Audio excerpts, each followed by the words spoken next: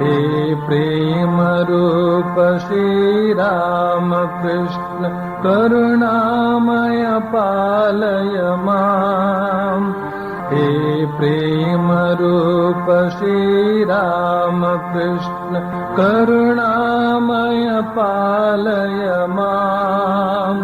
हे दीन बंधु श्री शारदेश मम प्राण प्रिय पाहि माम्।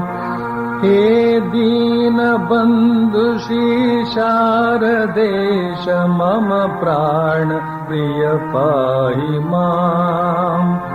हे प्रेम रूप श्री राम कृष्ण करुणामय पालय माम्।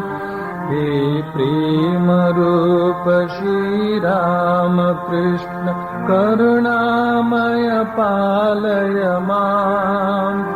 हे दीन बंधु श्री शारदेश मम प्राण प्रिय पाहि माम्।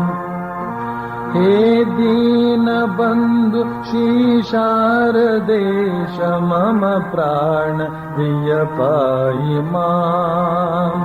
हे प्रेम रूप श्री राम कृष्ण करुणामय पालय माम्।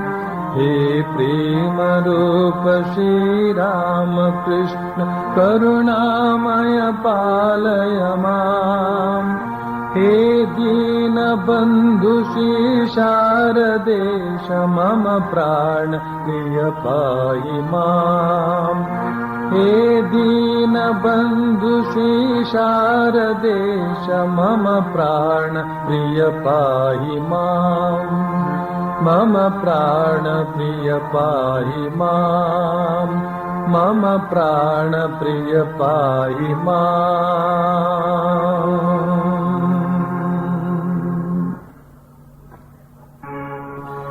संजयागलु तव की पुदुमन दक्षिणेश्वर यात्रिगे परमहंसर तीर्थवाणीय पंच अमृतद पात्रेगे संजयागलु तव की पुदुमन दक्षिणेश्वर यात्रिगे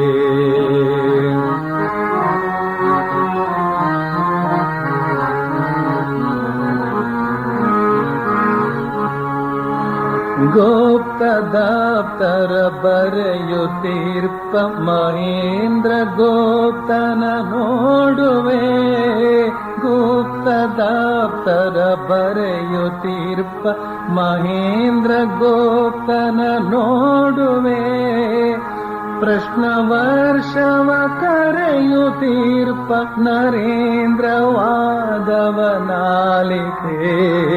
ಸಂಜೆಯಾಗಲು ತವ ಕಿ ಪುದು ಮನ ದಕ್ಷಿಣೇಶ್ವರ ಯಾತ್ರೆಗೆ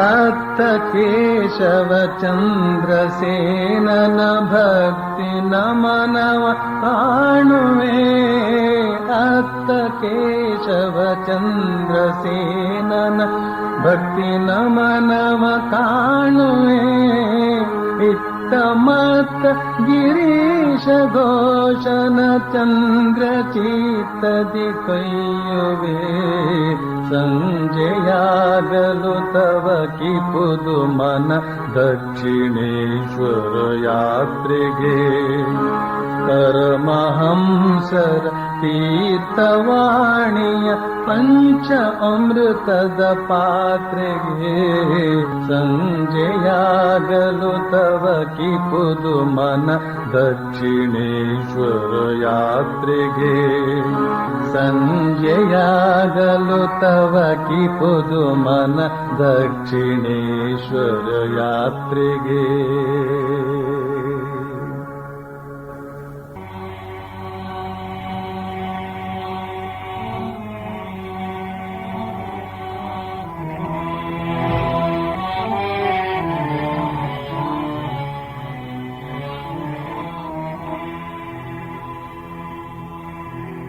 तव कथामृतम्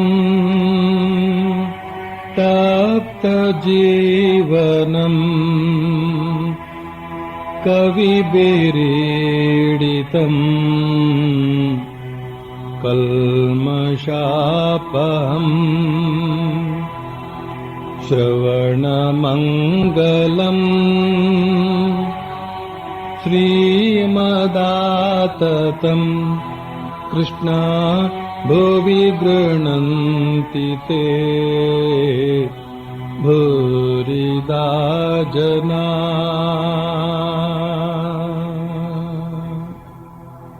ಪ್ರಭು 1823 ಆಶ್ವೀಜ ಶುಕ್ಲ ನವಮಿ ಬುಧವಾರ ಅಧರಸೇನ ಎಂಬ ಭಕ್ತನ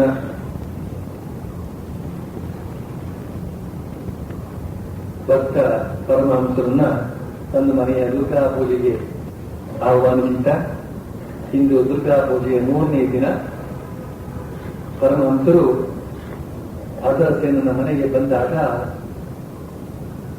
ಅಧರಸೇನನ ಸ್ನೇಹಿತ ಶಾರದಾ ಬಾಬು ಹಾಗೂ ಬಲರಾಮನ ತಂದೆ ಹಾಗೂ ಅಧರಸೇನನ ಅಕ್ಕಪಕ್ಕದವರು ಮತ್ತು ಬಂಧು ಬಾಂಧವರು ತಮಗಾಗಿ ಕಾದಿರುವಂತಹದ್ದು ಶ್ರೀರಾಮಕೃಷ್ಣ ಕಣ್ಣಿಗೆ ಬಿತ್ತು.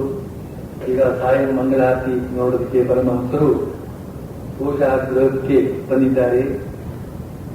ಮಂಗಳಾರತಿ ಮುಗಿದ ನಂತರ ಪರಮಹಂಸರು ಭಾವಾವಿಷ್ಟರಾಗಿ ನಿಂತುಕೊಂಡೇ ಭಗವತಿಯ ಸಂಬಂಧವಾದಂತಹ ಒಂದು ಸ್ತೋತ್ರವನ್ನ ಹೇಳಲಾರಂಭಿಸಿದ್ದಾರೆ.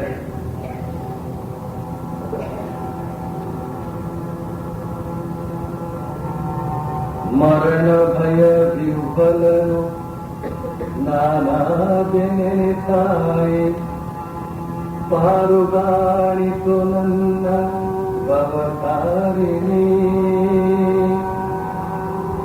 ನೀನು ಗಮನಿಸದಿರಲು ನಾಶವಾಗುವೆ ನಾನು, ಕಾಪಾಡು ಕಾಪಾಡು ಭಯಹಾರಿಣಿ.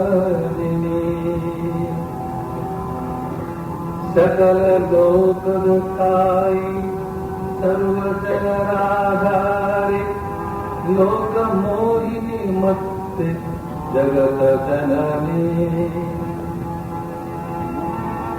ಅಲ್ಲಿ ಬೃಂದಾವನದಿ ರಾಧಾ ವಿನೋದಿನಿ ಗೋಪಿ ಜನವಲ್ಲಭನ ಮನಮೋಹಿನಿ. ರಾಸಲೀಲೆಯೊಳಿರುವ ಹೋರಾಟರಂಗಿನಿ ನೀ ಗಿರಿಜೆ ನೀ ಗೋಪಿ ಗೋವಿಂದ ಮೋಹಿನಿ. ಓ ಜಗನ್ನುತೆ ಗಂಗೆ ಪರಮಗತಿ ದಾಯಿನಿ ಓ ಸದಾನಂದೇ ಶಿವೆ ಚಿರಂತನೇ. ಸಗುಣ ನಿರ್ಗುಣ ರೂಪೆ ಸರ್ವಸ್ವರೂಪಿಣಿ ಸರ್ವಪ್ರಿಯ ಘನಮಹಿಮೆ ನಿನ್ನ ಮಿತಲೀಲೆಗಳ ಯಾರು ಬಲ್ಲರು ಹೇಳು ಮೋಲೋಕದೇ.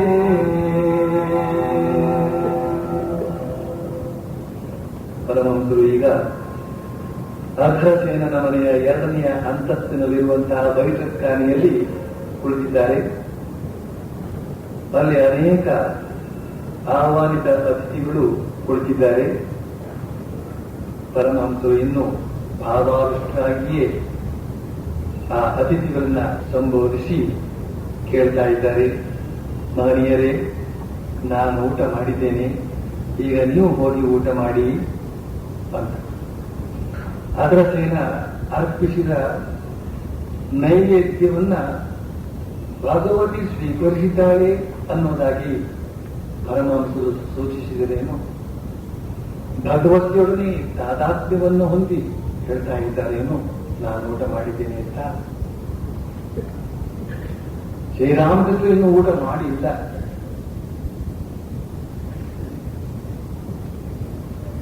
ಊಟ ಮಾಡಬೇಕಾದ್ರೆ ಮೊದಲೇ ಹೇಳ್ತಾ ಇದ್ದಾರೆ, ಮಹನೀಯರೇ ನಾನು ಊಟ ಮಾಡಿದ್ದೇನೆ, ಈಗ ನೀವು ಹೋಗಿ ಊಟ ಮಾಡಿ.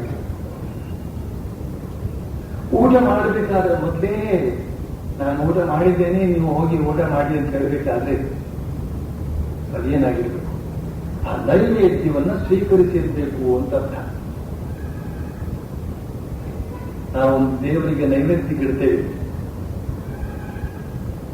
ಆಮೇಲೆ ವಾಪಸ್ ತಂದು ಅದನ್ನ ನಮಗೆ ನಾವು ನೈವೇದ್ಯ ಮಾಡ್ಕೊಳ್ತೇವೆ. ಆ ನೈವೇದ್ಯ ಮಾಡಿದ ವಸ್ತು ಹಾಗೆಯೇ ಇರುತ್ತೇವೆ. ಭಗವಂತ ಅದನ್ನೇನು ಸ್ಥೂಲ ರೂಪದಿಂದ ಸ್ವೀಕರಿಸಿರುವುದಿಲ್ಲ, ಆದರೆ ಸೂಕ್ಷ್ಮ ರೂಪದಿಂದ ಅದರ ಸಾರವನ್ನು ಸ್ವೀಕಾರ ಮಾಡಿಬಿಟ್ಟಿರ್ತಾನೆ. ಸ್ವಯಂ ಅವನು ಸೂಕ್ಷ್ಮ ರೂಪದಲ್ಲಿರುವುದರಿಂದ ಅದರಲ್ಲಿರ್ತಕ್ಕಂಥ ಸೂಕ್ಷ್ಮ ಅಂಶವನ್ನು ಸ್ವೀಕರಿಸಿಯೇ ಅವನು ತತ್ವನಾಗಬಲ್ಲ. ಇಲ್ಲಿ ಶ್ರೀರಾಮಕೃಷ್ಣ ಸ್ಥೂಲ ಶರೀರದಲ್ಲಿದ್ದಾರೆ, ಆದ್ರಿಂದ ಸ್ಥೂಲ ರೀತಿಯಲ್ಲಿ ಅವರು ಊಟ ಮಾಡಿ ಮುಗಿಸಬೇಕಾಗಿತ್ತು. ಆಮೇಲೆ ಹೇಳ್ಬೇಕಾಗಿತ್ತು, ನನ್ನ ಊಟ ಮುಗಿತು, ನೀವು ಹೋಗಿ ಊಟ ಮಾಡಿ ಅಂತ. ಆದ್ರೆ ಅವರಿಗೆ ಯಾರು ಬಡಿಸಿದವರು ಇಲ್ಲ, ಅವರು ಅಡುಗೆ ಮನೆಗೆ ಓದು ಅಪಮಾನವೂ ಇಲ್ಲ. ಆದರೂ ಕೂಡ ಅವ್ರು ಹೇಳ್ತಾ ಇದ್ದಾರೆ, ನಾನು ಊಟ ಮಾಡಿದಂತೆ. ಏನು ಅರ್ಥ ಆಗುತ್ತೆ ಅಲ್ಲಿಗೆ? ಅವರ ಅಂತರಂಗದಲ್ಲಿ ಇರತಕ್ಕಂತಹ ಜಗನ್ಮಾತೆ ಆ ನೈವೇದ್ಯವನ್ನು ಸ್ವೀಕರಿಸಿದ್ದಾರೆ. ತೃಪ್ತಿಯಾಗಿದೆ ನನಗೆ, ನೀವು ಹೋಗಿ ಊಟ ಮಾಡಿ ಪ್ರಸಾದವನ್ನು ಸ್ವೀಕರಿಸಿ. ಭೀಮಾಶ್ರಮಾಶಿಯ ಅದನ್ನ ಎತ್ತಿ ಹಾಕ್ತಾ ಇದ್ದಾನೆ. ಅದರತೇನ ಅರ್ಪಿಸಿದ ನೈವೇದ್ಯವನ್ನ ಭಗವತಿ ಸ್ವೀಕರಿಸಿದ್ದಾರೆ ಅಂತನ್ನೋದಾಗಿ ಪರಮಹಂಸರು ಈ ಮೂಲಕ ತೋರಿಸಿದ್ರೇನು? ಅಥವಾ ಭಗವತಿಯೊಡನೆ ತಾವೇ ತಾದಾತ್ಮ್ಯವನ್ನು ಹೊಂದಿ ಹೇಳ್ತಾ ಇದ್ದಾರೆ ಏನು, ನಾನು ಊಟ ಮಾಡಿದ್ದೇನೆ ಅಂತ? ತಾದಾತ್ಮ್ಯ ಹೊಂದುವುದು ಇಂಥದ್ದೊಂದಿದೆ, ತಾದಾತ್ಮ್ಯ ಹೊಂದುವಂತಹದ್ದು. ಶರೀರ ಶರೀರದೊಂದಿಗೆ ಸೇರುವಂತಹದ್ದು, ಮನಸ್ಸು ಮನಸ್ಸಿನೊಂದಿಗೆ ಸೇರುವಂತಹದ್ದು, ಆತ್ಮ ಆತ್ಮದೊಂದಿಗೆ ಸೇರಿ ತಾದಾತ್ಮ್ಯ ಹೊಂದುವಂತಹದ್ದು. ಶ್ರೀರಾಮಕೃಷ್ಣರು ಅಭೂತಪೂರ್ವವಾದಂತಹ ಸಾಧನೆಯ ಪ್ರಯುಕ್ತ ಚೈತನ್ಯಮಯರೇ ಆಗಿದ್ದಾರೆ. ನೋಡುವವರ ಕಣ್ಣಿಗೆ ಒಂದು ಶರೀರ ಕಾಣ್ತಾ ಇದೆ ಅಷ್ಟೇ. ಅವರ ಅಂತರಂಗದಲ್ಲಿ ಇರತಕ್ಕಂತಹದ್ದು ಆ ಆದ್ಯ ಶಕ್ತಿ ಚೈತನ್ಯ. ಅದು ಯಾವುದೇ ಪ್ರತಿಬಂಧಕವೂ ಇಲ್ಲದೆ ಎಲ್ಲಿಗದ್ರೆ ಅಲ್ಲಿಗೆ ಹೋಗಬಲ್ಲದು, ಎಲ್ಲಿದ್ರೆ ಅಲ್ಲಿ ಹೋಗಿ ಏನು ಬೇಕಾದರೂ ಮಾಡಬಲ್ಲದು, ಸ್ವೀಕರಿಸಬಲ್ಲದು. ಹಾಗೇನೆ ಸ್ವೀಕರಿಸಬಲ್ಲದು. ಅವನು ಮಾಡಿದಂತಹ ನೈವೇದ್ಯವನ್ನು ಶ್ರೀರಾಮಕೃಷ್ಣರ ಶರೀರ ಇಲ್ಲಿ ಕುಳಿತಲ್ಲೇನೆ ಅವರ ಆದ್ಯ ಶಕ್ತಿಯ ತಿರುತಕ್ಕಂತಹದ್ದು ಅಲ್ಲಿವರೆಗೆ ಹೋಗಿ ಅದನ್ನು ಸ್ವೀಕರಿಸಿದೆ. ಈ ರೀತಿಯಲ್ಲಿ ನನಗೆ ತೃಪ್ತಿಯಾಗಿದೆ, ನಾನು ಊಟ ಮಾಡಿದ್ದೇನೆ ಅಂತ ಹೇಳ್ತಾ ಇದ್ದಾರೆ. ಬಳಿಕ ಪರಮಹಂಸರು ಭಗವತಿನ ಸಂಬೋಧಿಸಿ ಹೇಳ್ತಾ ಇದ್ದಾರೆ, ತಾಯಿ ನಾನು ತಿನ್ನಲಿ ಅಥವಾ ನೀನೇ ತಿಂತೀಯ? ತಾಯಿ ಕರುಣಾನಂದ ರೂಪಿಣಿ, ಶ್ರೀರಾಮಕೃಷ್ಣ ಊಟ ಮಾಡಿಲ್ಲ ಅಂತ ಗೊತ್ತಾಗುತ್ತವೆ. ನಾನು ಊಟ ಮಾಡಿದ್ದೇನೆ ಅಂತ ಆ ಭಾವದಲ್ಲಿದ್ದಾಗ ಹೇಳಿದ್ರು. ಈಗ ಶರೀರಸ್ಥರಾಗಿ ಮತ್ತೆ ಹೇಳ್ತಾ ಇದ್ದಾರೆ, ತಾಯಿಯೊಡನೆ ಮಾತನಾಡ್ತಾ ಇದ್ದಾರೆ. ಶ್ರೀರಾಮಕೃಷ್ಣ ಯಾವಾಗಲೂ ಒಂದು ಮಾತು ಹೇಳ್ತಾ ಇದ್ದಾರೆ, ಹೇಳ್ತಾ ಇರ್ತಾರೆ. ಇಲ್ಲಿ ಈ ಶರೀರದಲ್ಲಿ ಇಬ್ಬರು ಇದ್ದಾರೆ. ಒಂದು ಜಗನ್ಮಾತೆ, ಮತ್ತೆ ಅವನು ಭಕ್ತ. ಅರ್ಥ ಆಯ್ತಾ ನಿಮಗೆ? ಹಾಗೆ ಹೇಳೋದಲ್ಲದೆ ಅರ್ಥ ಆಯ್ತಾ ನಿನಗೆ ಅಂತ ಧರಿಸುತ್ತಾರೆ. ಅವನಿಗೆ ಹೇಗೆ ಅರ್ಥ ಆಗ್ಬೇಕು? ಆದ್ರೆ ಇವರೇನಾದ್ರೂ ಅನುಗ್ರಹ ಮಾಡಿದ್ರೆ ಅವ್ರಿಗೆ ಅರ್ಥ ಆಗ್ಬೇಕು. ಆದ್ರೂ ಉಪಚಾರಕ್ಕಾದ್ರೂ ಹೇಳಬೇಕು. ಹೌದು, ನೀವು ಹೇಳಿದ ಮೇಲೆ ಅಲ್ಲ ಅಂತ ಹೇಳೋದಕ್ಕಾಗುತ್ತೆ. ಅರ್ಥ ಆಯ್ತು, ಅದು ಅರ್ಥವಾಗಿರುತ್ತಷ್ಟೇ. ಇದೆಲ್ಲ ಅತೀಂದ್ರಿಯವಾದಂತಹ ಅಂಶಗಳು. ಅದನ್ನು ಗ್ರಹಿಸಬೇಕಾದ್ರೆ ಮನಸ್ಸು ಬಹಳ ಶುದ್ಧವಾಗಬೇಕಾಗ್ತದೆ, ಸಿರಿಯಾಗಬೇಕಾಗ್ತದೆ, ತೆಳುವಾಗಬೇಕಾಗ್ತದೆ. ಮಂದ ಸ್ಥಿತಿಯಿಂದ ಪಾರಾಗಿ ಸೂಕ್ಷ್ಮ ಸ್ಥಿತಿಗೆ ಏರಬೇಕಾಗುತ್ತದೆ. ಇಲ್ಲಿ ಶ್ರೀರಾಮಕೃಷ್ಣರು ಪುನಃ ಶರೀರ ಪ್ರಜ್ಞೆಗೆ ಮರಳಿ ಜಗನ್ಮಾತೆಯವರನ್ನೇ ತಾವು ಭಕ್ತರಾಗಿ ಮಾತನಾಡ್ತಾ ಇದ್ದಾರೆ. ಅಮ್ಮ ನಾನು ತಿನ್ನಲೆ ಅಥವಾ ನೀನೇ ತಿಂತೀಯ? ತಾಯಿ ಕರುಣಾನಂದ ರೂಪಿಣಿ ಅಂತ ಪ್ರಾರ್ಥನೆ ಮಾಡ್ಕೊಳ್ತಾ ಇದ್ದಾರೆ. ಜಗನ್ಮಾತೆ ಮತ್ತು ತಾವು ಒಂದೇ ಅಂತ ಬ್ರಹ್ಮವಂತರು ವ್ಯಕ್ತಪಡಿಸಿದ್ರೇನು ಈ ಮೂಲಕ? ತಾಯಿ ನಾನು ತಿನ್ಲೆ ಅಥವಾ ನೀನ್ ತಿಂತೀಯ? ಅಂತ ಹೇಳ್ಬೇಕಾದ್ರೆ ನಾನ್ ತಿಂದ್ರು ಒಂದೇ, ನೀನ್ ತಿಂದ್ರು ಒಂದೇ ಅಂತನ್ನುವ ಅಭೇದ ದೃಷ್ಟಿಯನ್ನ ಇಲ್ಲಿ ಸೂಚಿಸಿದ್ರೇನೋ ಅಂತ ಮಾಸ್ಟಮಾಶಿಯಲ್ಲಿ ಪ್ರಶ್ನೆ ಹಾಕ್ತಾ ಇದ್ದಾನೆ. ಭಗವತಿಯೇ ಸಂತಾನ ರೂಪದಿಂದ ಲೋಕ ಶಿಕ್ಷಣಕ್ಕಾಗಿ ಅವತೀರ್ಣನಾಗಿದ್ದಾಳೇನೋ, ಅದಕ್ಕಾಗಿ ಏನು ಪರಮಹಂಸ ಹೇಳ್ತಾ ಇದ್ದಿದ್ದು ನಾನು ಊಟ ಮಾಡಿದ್ದೇನೆ ಅಂತ.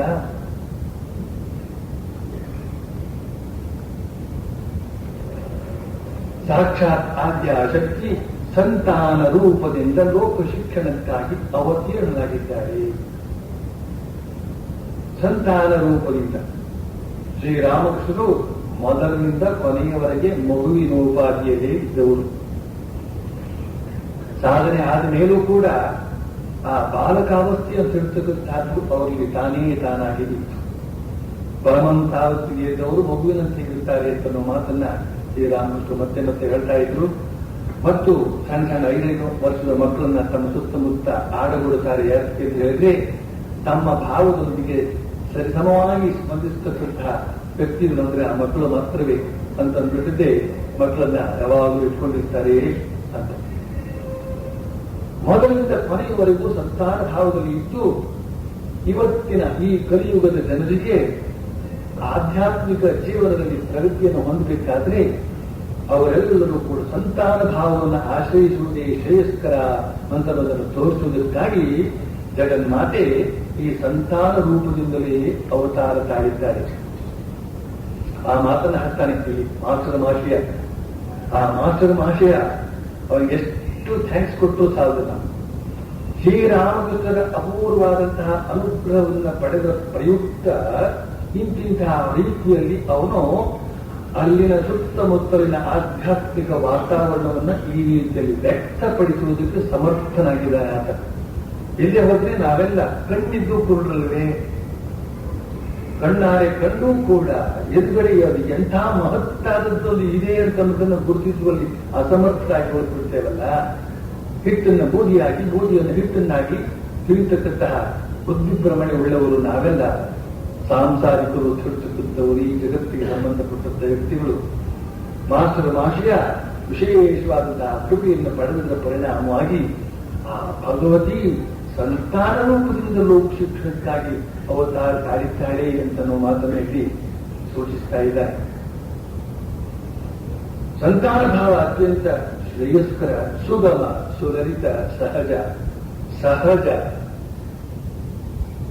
ನಾವು ಯಾರು ಕೂಡ ಅಸಹಜವಾದ ರೀತಿಯಲ್ಲಿ ಯೋಗ ಮಾರ್ಗವಾಗಿ ಆ ಪರಬ್ರಹ್ಮವನ್ನು ಸಾಕ್ಷಾತ್ಕಾರ ಪಡಿಸಿಕೊಳ್ಳೋದಕ್ಕೆ ಸಾಧ್ಯವೇ ಇಲ್ಲ. ಕಾರಣ ನಮ್ಮ ಶರೀರ ಅಂತ ಹೇಳ್ತಕ್ಕಂಥದ್ದು ಕಲುಷಿತವಾದದ್ದು, ಮನಸ್ಸು ಅಂತ ಹೇಳ್ತಕ್ಕಂಥದ್ದು ಕಲುಷಿತವಾದದ್ದು, ನಾವು ತಿನ್ನತಕ್ಕಂಥ ಆಹಾರ ಅಂತ ಹೇಳುವಂತಹದ್ದು ಕೂಡ ಕಲುಷಿತವಾದಂತಹದ್ದು. ಕಲಬೆರಕೆ ಅಂತ ಹೇಳ್ತಕ್ಕಂಥದ್ದು ಅಂತಂದ್ರೆ ಅದರೊಂದಿಗೆ ಉತ್ತಮ ಮಟ್ಟದ ದವಸ ಧಾನ್ಯಗಳೊಂದಿಗೆ ನಿಕೃಷ್ಟವಾದಂತಹ ವಸ್ತುಗಳನ್ನ ಕಲಿಸುವುದಕ್ಕೆ ಕಲಬೆರಕೆ ಅಂತ ಹೆಸರು. ಇಲ್ಲಿ ಕಲಬೆರಕೆ ಅಂತ ಹೇಳಿದ್ರೆ ಸತ್ಯ ಅಸತ್ಯ, ಪ್ರಾಮಾಣಿಕತೆ ವಂಚನೆ ಎಲ್ಲ ಸೇರಿ ಇರ್ತಕ್ಕಂಥ ವಸ್ತುಗಳವೆಲ್ಲ. ನಾವು ನಮ್ಮ ದುಡಿತದಲ್ಲೂ ಕೂಡ, ನಮ್ಮ ದುಡಿಮೆಯಲ್ಲೂ ಕೂಡ ಆ ಬಗೆಯ ಸತ್ಯವಾದಂತಹ ದುಡಿಮೆ ಒಂದಷ್ಟು, ಅಸತ್ಯವಾದಂತಹ ದುಡಿಮೆ ಇನ್ನೊಂದಷ್ಟು. ನಾವು ಅದಕ್ಕೆ ಯೋಗ್ಯನೇ ಅಲ್ಲ ಅಂತಹದ್ದನ್ನು ನಾವು ಪಡ್ಕೊಂಡ್ಬಿಟ್ಟಿರ್ತೇವೆ. ಈ ರೀತಿಯಲ್ಲಿ ಯೋಗ್ಯವಾದದ್ದು, ಅಯೋಗ್ಯವಾದದ್ದು, ಸೂಕ್ತವಾದದ್ದು, ಸೂಕ್ತವಲ್ಲದ್ದು ಎಲ್ಲವೂ ಸೇರಿಕೊಂಡು ಕಲಬೆರಕೆಯಾಗಿರುತ್ತೆ. ಇಂತಹ ಆಹಾರವನ್ನು ಸ್ವೀಕಾರ ಮಾಡಿಕೊಳ್ಳುವ ಮೂಲಕ ಇಂದಿನ ಪಂಚೇಂದ್ರಿಯಗಳ ಮೂಲಕವೂ ಕೂಡ ಈ ತರದ ಕಲಬೆರಕೆಯ ವಸ್ತುಗಳನ್ನು ಸ್ವೀಕಾರ ಮಾಡಿ ನಮ್ಮ ಮನಸ್ಸು ಅಂತ ಶುದ್ಧವಾಗಿರುವುದಿಲ್ಲ, ಯಾವಾಗಲೂ ಅಶುದ್ಧವಾಗಿರುತ್ತದೆ. ಹಾಗಿರುವಾಗ ಆ ಅಶುದ್ಧವಾದ ಯೋಗ ಮಾರ್ಗದಲ್ಲಿ ಪ್ರವರ್ತಿಸುವುದು ಹೇಗೆ? ಜನರೊಂದಿಗೆ ಬೆರೆಯುವಾಗಲೂ ಕೂಡ ಹಾಗೆ ಅವರಿವರ ಸಂಸ್ಕಾರಗಳೆಲ್ಲವನ್ನು ಕೂಡ ನಾವು ಸ್ವೀಕಾರ ಮಾಡಿಬಿಡ್ತೇವೆ. ಅದು ತಾನಾಗಿ ನಮಗೆ ಬಂದು ಅಂಟಿಕೊಳ್ಳುತ್ತೆ. ಹೇಗೆಂತಂದ್ರೆ ಒಳಕು ಮೈಯನ್ನು ಒಬ್ಬನನ್ನ ನಾವು ಒಪ್ಪಿಕೊಂಡು ಅಂತ ಹೇಳಿದ್ರೆ ಅವನ ಮೈಯ ಕೊಳಕು ಒಂದಿಷ್ಟು ನಮಗೆ ಹೇಗೆ ಅಂಟಿಕೊಳ್ಳುತ್ತೋ ಅದೇ ರೀತಿಯಲ್ಲಿ ದುರ್ಭಾವನೆ, ದುಷ್ಟ ಸಂಸ್ಕಾರ ಇರ್ತಕ್ಕಂತಹ ವ್ಯಕ್ತಿಗಳೊಂದಿಗೆ ನಿಕಟ ಸಂಪರ್ಕವನ್ನು ಬೆಳೆಸಿದಾಗ ಅವರ ಒಂದು ಸಂಸ್ಕಾರ ಅಂತ ಇರ್ತಕ್ಕಂಥದ್ದು ನಮ್ಮ ವ್ಯಕ್ತಿತ್ವಕ್ಕೆ ಅಂಟಿ, ನಮ್ಮ ಮನಸ್ಸು ಅಂತ ಇರ್ತಕ್ಕಂಥದ್ದು ಚಂಚಲವಾಗಿ ಚಂಚಲ ಅದು ಹೇಳ್ತಕ್ಕಂಥದ್ದು ಯೋಗಕ್ಕೆ ಅತ್ಯಂತ ವಿರುದ್ಧವಾದಂತಹ ಒಂದು ಸ್ಥಿತಿ. ಯೋಗದಲ್ಲಿ ಮನಸ್ಸು ಸ್ಥಿರವಾಗಿರಬೇಕು. ಪ್ರಪಂಚದಲ್ಲಿ ಓಡಾಡೋದಕ್ಕೆ ಎಷ್ಟು ಚಂಚಲವಾಗಿದ್ರೆ ಅಷ್ಟು ಒಳ್ಳೆಯದು. ಆ ಮನಸ್ಸು ಸ್ಥಿರವಾಗಬೇಕಾದ್ರೆ ಯಾರೆಂದರೆ ಅವರೊಂದಿಗೆ ಬರೆಯುವುದಕ್ಕೆ ಸಾಧ್ಯವಾಗುವುದಿಲ್ಲ. ಪ್ರಾರಂಭಾವಸ್ಥೆಯಲ್ಲಿ ಅವರವರನ್ನ ಕಾಪಾಡಿಕೊಳ್ಳಬೇಕಾಗುತ್ತೆ. ಹೀಗೆ ಇಂಥ ಒಂದು ಸ್ಥಿತಿಯಲ್ಲಿ ಇರ್ತಕ್ಕಂತಹ ಜನ ನಾವು ಆ ಶುದ್ಧವಾದಂತಹ ಯೋಗ ಮಾರ್ಗವನ್ನೇ ಅನುಸರಿಸಿ ಮುಂದುವರಿದೆ ಹೇಗೆ? ಹಾಗಾದ್ರೆ ನಾವು ಯೋಗ ಮಾರ್ಗದಲ್ಲಿ ಮುಂದುವರಿದೆ ಬೇಡವೇ? ನಮಗೂ ಕೂಡ ಆ ಆಧ್ಯಾತ್ಮಿಕ ಆನಂದದ ಅನುಭವ ಒಂದಿಷ್ಟು ಬೇಡವೇ? ಬೇಕು. ಹೇಗೆ ಪಡ್ಕೊಳ್ಬೇಕು ಅದನ್ನ? ಸಂತಾನ ಭಾವ. ನಮ್ಮನ್ನು ನಾವು ಮಕ್ಕಳೋಪಾದಿಯಲ್ಲಿ ಭಾವಿಸುವುದರ ಮೂಲಕ ನಾವೆಲ್ಲ ದೋಷ ಅಂತಿರ್ತಕ್ಕಂಥದ್ದು ಕ್ಷಮ್ಯವಾಗಿ ಬಿಡುತ್ತೆ. ನಮ್ಮನ್ನ ದೇವರ ಮುಂದೆ ಅಮ್ಮ ಅಂತ ಕರೆದಾಗ, ಅಪ್ಪ ಅಂತ ಕರೆದಾಗ ನಾವು ಮಕ್ಕಳಾಗಿರ್ತೇವೆ. ಮಕ್ಕಳಾದ ತಕ್ಷಣವೇ ಅವನ ಕೆಲಸ ಅಥವಾ ಅವಳ ಕೆಲಸ ಏನು ಅಂತ ಹೇಳಿದ್ರೆ ನಮ್ಮ ದೋಷಗಳನ್ನು ಕ್ಷಮಿಸುವಂತಾಗಲಿ. ನಾನು ನನ್ನ ಸಾಧನೆಯ ಕಾಲದಲ್ಲಿ ದೇವರ ಮುಂದೆ ನಿಂತು ಹೇಳ್ತಾ ಇರ್ತಿದ್ದ ಮೊದಲು ಮಾತಿದ್ದು, ಮೊದಲು ನಾನು ಕ್ಷಮಿಸಿಬಿಡುವಂತೆ, ಆಮೇಲೆ ನಿನ್ನ ವ್ಯವಹಾರ ಪ್ರಾರಂಭ ಆಗುತ್ತೆ. ನೀನು ಕ್ಷಮಿಸದೆ ಹೋಯ್ತು ಅಂತ ಹೇಳಿದ್ರೆ ನಾನು ಆಡಿದಂತಹ ಮಾತು ಪ್ರತಿಯೊಂದು ಕೂಡ ತಪ್ಪಾಗಿ ಅದನ್ನು ತಪ್ಪನ್ನೇ ನೀನು ಕಂಡು ನಾನು ಉದ್ಧಾರ ಆಗುವ ಸಂಭವವೇ ಇರೋದಿಲ್ಲ. ಅದಕ್ಕೋಸ್ಕರ ಮೊದಲು ಕ್ಷಮಿಸು, ಆಮೇಲೆ ಬಾಕಿ ಉಳಿದು ಮಾತಾಡಬೇಕು. ಆದ್ರಿಂದ ಭಗವಂತನ ಕ್ಷಮೆಗೆ ನಾವು ಗುರಿಯಾಗಬೇಕು. ಭಗವಂತನ ಒಂದು ಕರುಣಿಗೆ ನಾವು ಗುರಿಯಾಗಬೇಕಾದ್ರೆ ನಾವು ಸಂತಾನ ಭಾವವನ್ನು ಆಶ್ರಯಿಸಿಕೊಳ್ಬೇಕು. ನಮ್ಮನ್ನು ನಾವು ಮಕ್ಕಳಾಗಿಸಿಕೊಳ್ಬೇಕು. ಇದಕ್ಕೂ ಕೂಡ ಎಲ್ಲ ದೃಷ್ಟಿಯಿಂದ ಕೂಡ ದೇವರ ಮುಂದೆ ನಾವು ಮಕ್ಕಳಲ್ಲದೆ ಇನ್ನೇನೂ ಅಲ್ಲ. ಅದಕ್ಕೆ ಶ್ರೀರಾಮಕೃಷ್ಣ ಎಷ್ಟೋ ಸಲ ಬಟ್ಟೆ ಮಾತ್ರ ಅಲ್ಲ, ಕೌಪೀನವನ್ನು ಕೂಡ ಬಿಚ್ಚಿ ಎತ್ತಿಟ್ಟು, ಆ ಶನಿವಾರ ಅಂತೂ ಮೊದಲೇ ಎತ್ತಿಟ್ಟು ಬತ್ತಲೆಯಾಗಿ ಕುಳಿತುಕೊಂಡು ಧ್ಯಾನ ಮಾಡ್ತಾ ಇದ್ರು. ಅಂದ್ರೆ ಜಗನ್ಮಾತೆಯ ಮುಂದೆ ತಾನೊಂದು ಶಿಶು ಅಂತ ಹೇಳ್ತಕ್ಕಂಥ ಭಾವನೆಯಿಂದ ತಮಗೆ ತಾವೇ ತಂದುಕೊಳ್ಳುವುದಕ್ಕಾಗಿ. ಜಗನ್ಮಾತೆ ಗೊತ್ತು ನಾವೆಲ್ಲ ಮಕ್ಕಳು ಅಂತ, ನಾವು ಮಕ್ಕಳಲ್ಲೇ ಇನ್ನೇನು. ಆದ್ರೆ ನಮ್ಮಲ್ಲಿ ನಮಗೊಂದು ಬಗೆಯ ಪ್ರಬುದ್ಧ ಅವಸ್ಥೆ ಅಂತ ಹೇಳ್ತಕ್ಕಂಥದ್ದು, ಅದೇನೋ ಒಂದು ಜಂಬ ಅಂತ ಹೇಳ್ತಕ್ಕಂಥದ್ದು, ಅಥವಾ ನಾನು ಅಂಥವರು ಇಂಥವ್ರು ಮೆಂತಿಕತ್ತವರು ಅಂತ ಹೇಳ್ತಕ್ಕಂಥ ಉಪಾಧಿಗಳು ಇಂಥವುಗಳೆಲ್ಲ ಅಂಟಿಕೊಂಡು ಆ ಭಗವತಿಯೊಂದಿಗೆ ಆತ್ಮೀಯ ಸಂಬಂಧವನ್ನ, ಒಂದು ವಾತ್ಸಲ್ಯ ಸಂಬಂಧವನ್ನು ಬೆಳೆಸ್ಕೊಳ್ಳೋದಕ್ಕೆ ನಾವು ಅಸಮರ್ಥರಾಗಿರುತ್ತೇವೆ. ಕಾರಣ ನಮ್ಮ ಉಪಾಧಿಗಳು. ಆದ್ರಿಂದ ಈ ಶರೀರದಲ್ಲಿರ್ತಕ್ಕಂಥ ಬಟ್ಟೆ ಪರಿ ಎಲ್ಲವನ್ನು ಕೂಡ ಕೌಪಿನ ಆದಿಯಾಗಿ ಎಲ್ಲವನ್ನು ಕೂಡ ಬಿಚ್ಚಿಟ್ಟು ಬಾಲಕನ ಉಪಾಧಿ, ಮಗುವಿನ ಉಪಾಧಿಯಲ್ಲಿ ಕುಳಿತುಕೊಂಡು ಜಗನ್ಮಾತೆಯ ಧ್ಯಾನವನ್ನು ಮಾಡ್ತಾ ಇದ್ರು ಅಂತ ಮಾತು ನಮಗೆ ಅವರ ಜೀವನದಲ್ಲಿ ಸಿಗುತ್ತದೆ. ಈ ರೀತಿಯಲ್ಲಿ ಸಂತಾನ ಭಾವದಿಂದ ನಾವು ಭಗವಂತನನ್ನ ಆಶ್ರಯಿಸಬೇಕು, ಭಗವಂತನ ಬಳಿಗೆ ಧಾವಿಸಬೇಕು ಅಂತನ್ನೋದನ್ನ ತೋರಿಸುವುದಕ್ಕಾಗಿಯೇ ಜಗನ್ಮಾತೆ ಸಂತಾನ ರೂಪದಿಂದ ಲೋಕ ಶಿಕ್ಷಣಕ್ಕಾಗಿ ಅವತೀರ್ಣರಾಗಿದ್ದಾಳೇನೋ ಅಂತ ಮಾಸಮಾಶಯ ಬರೀತಾರೆ. ಈಗ ಪರಮಹಂಸರು ಭಾವಾವೇಶದಿಂದ ತಮ್ಮ ಶರೀರದಲ್ಲಿ ಷಟ್ಚಕ್ರಗಳನ್ನು ಮತ್ತು ಅವುಗಳ ಮಧ್ಯೆ ಭಗವತಿ ನೆಲೆಸಿರುವುದನ್ನು ದರ್ಶನ ಮಾಡ್ತಾ ಇದ್ದಾರೆ. ಆದ್ದರಿಂದ ಭಾವದಿಂದ ತುಂಬಿ ತುಳುಕಾಡ್ತಾ ಆ ದೃಶ್ಯದ ಸಂಬಂಧವಾಗಿ ಒಂದು ಹಾಡನ್ನ ಹಾಡ್ತಾ ಇದ್ದಾರೆ. ಓ ಸರ್ವ ಪ್ರಿಯ ತಾಯಿ ಸಕಲ ಭಯಹಾರಿಣಿ, ನಿನ್ನ ನಾಮವ ನಾನು ಕೇಳಿರುವೆನೋ ಕೇಳಿರುವೆನೋ. ತಾಯಿ ಶ್ರೀಕಾಳಿಯ ಲೀಲೆಯವಲೋಕನದಿ ಸೋಜಿಗದ ಕಡಲೊಳಗೆ ಮನ ಮುಳುಗಿದೆ. ಅವಳ ಶ್ರೀ ಶುಭನಾಮ ಮರಣ ಭಯವನ್ನು ಕೂಡ ಹೊಡೆದಟ್ಟಿದೆ.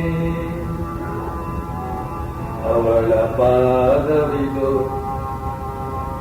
ಅವಳ ಶ್ರೀಪಾದವಿದು, ಆ ಮಹಾಕಾಳನನೆ ಮೆಟ್ಟುತ್ತಿದೆ ಮೆಟ್ಟುತ್ತಿದೆ. ಅವಳಂತನು ರುಚಿಗೇಕೆ ಕಾಳವಾಗಿದೆ ಹೇಳು, ಎಲ್ಲ ಕಪ್ಪಿಗೂ ಮಿಗಿಲು ಕಪ್ಪಾದಡೆ ಕಿವಳು ಜಾನಿ ಎದೆಯೊಳು ದಿವ್ಯ ಕಮಲವನ್ನರಳಿಸುತ್ತ ಬೆಳಕಲಿತ್ತವಳು ಅವಳ ರೂಪವು ಕಾಳಿ ಅವಳ ಹೆಸರು ಕಾಳಿ ಕಣ್ಣ ತುಂಬುವ ಕಪ್ಪು ಕಾರಿರುಳ ಕಪ್ಪು ಇವಳ ಕಂಡ ಕಣ್ಣಿಗೆ ಬೇರಾವ ರೂಪವು ಶೋಭಿಸದ ರೀತಿಯಲ್ಲಿ ಇವಳ ಬಪ್ಪು ಅಚ್ಚರಿಯೊಳೆನ್ನುವನು ರಾಮ ಪ್ರಸಾದನಿದು ಯಾರ ರೂಪವ ನಾನು ಕಾಣದಿದ್ದರೂ ಕೂಡ ಯಾರ ಶ್ರೀ ಶುಭ ನಾಮ ಮನವ ತೆರೆಗೈಯುವುದು ಅಂತ ತಾಯಿಯು ಈಗ ಎಲ್ಲಿರುವಳೋ. ಭಗವತಿಯಲ್ಲಿ ಶರಣಾಗತಿಯನ್ನು ಹೊಂದಿದ್ದೇ ಆದ್ರೆ ಭಕ್ತರ ಸಕಲ ಭಯ ಒಮ್ಮೆಗೆ ಕಂಬಿ ಕೀಳುತ್ತವೆ ಅಂತ ಮಾತೃಮಾಶಿಯ ಬರೀತಾರೆ. ಬಹುಶಃ ಇದಕ್ಕಾಗಿಯೇ ಏನೋ ಪರಮಾಂಸರು ಈ ಹಾಡು ಹಾಡಿತ್ತು.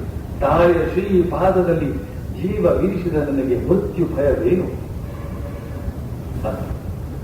ಬಳಿಕ ಮಾತೃಮಾಶಿಯ ಬರೀತಾನೆ, ಶಾರದಾ ಬಾಬು ಪುತ್ರ ಶೋಕಾನ್ವಿತನಾಗಿದ್ದಾನೆ. ಅದಕ್ಕಾಗಿ ಅದರತೆಯನ ಆತನನ್ನ ದಕ್ಷಿಣೇಶ್ವರಕ್ಕೆ ಪರಮಹಂಸರ ದರ್ಶನ ಮಾಡಿಸುವುದಕ್ಕೆ ಕೆಲ ದಿನದ ಹಿಂದೆ ಕರೆದುಕೊಂಡು ಬಂದಿದ್ದ. ಆತ ಗೌರಾಂಗನ ಭಕ್ತ. ಆತನನ್ನು ನೋಡಿ ಪರಮಹಂಸರಿಗೆ ಈಗ ಗೌರಾಂಗನ ಉದ್ದೀಪನವಾಗಿ ಬಿಟ್ಟಿದೆ.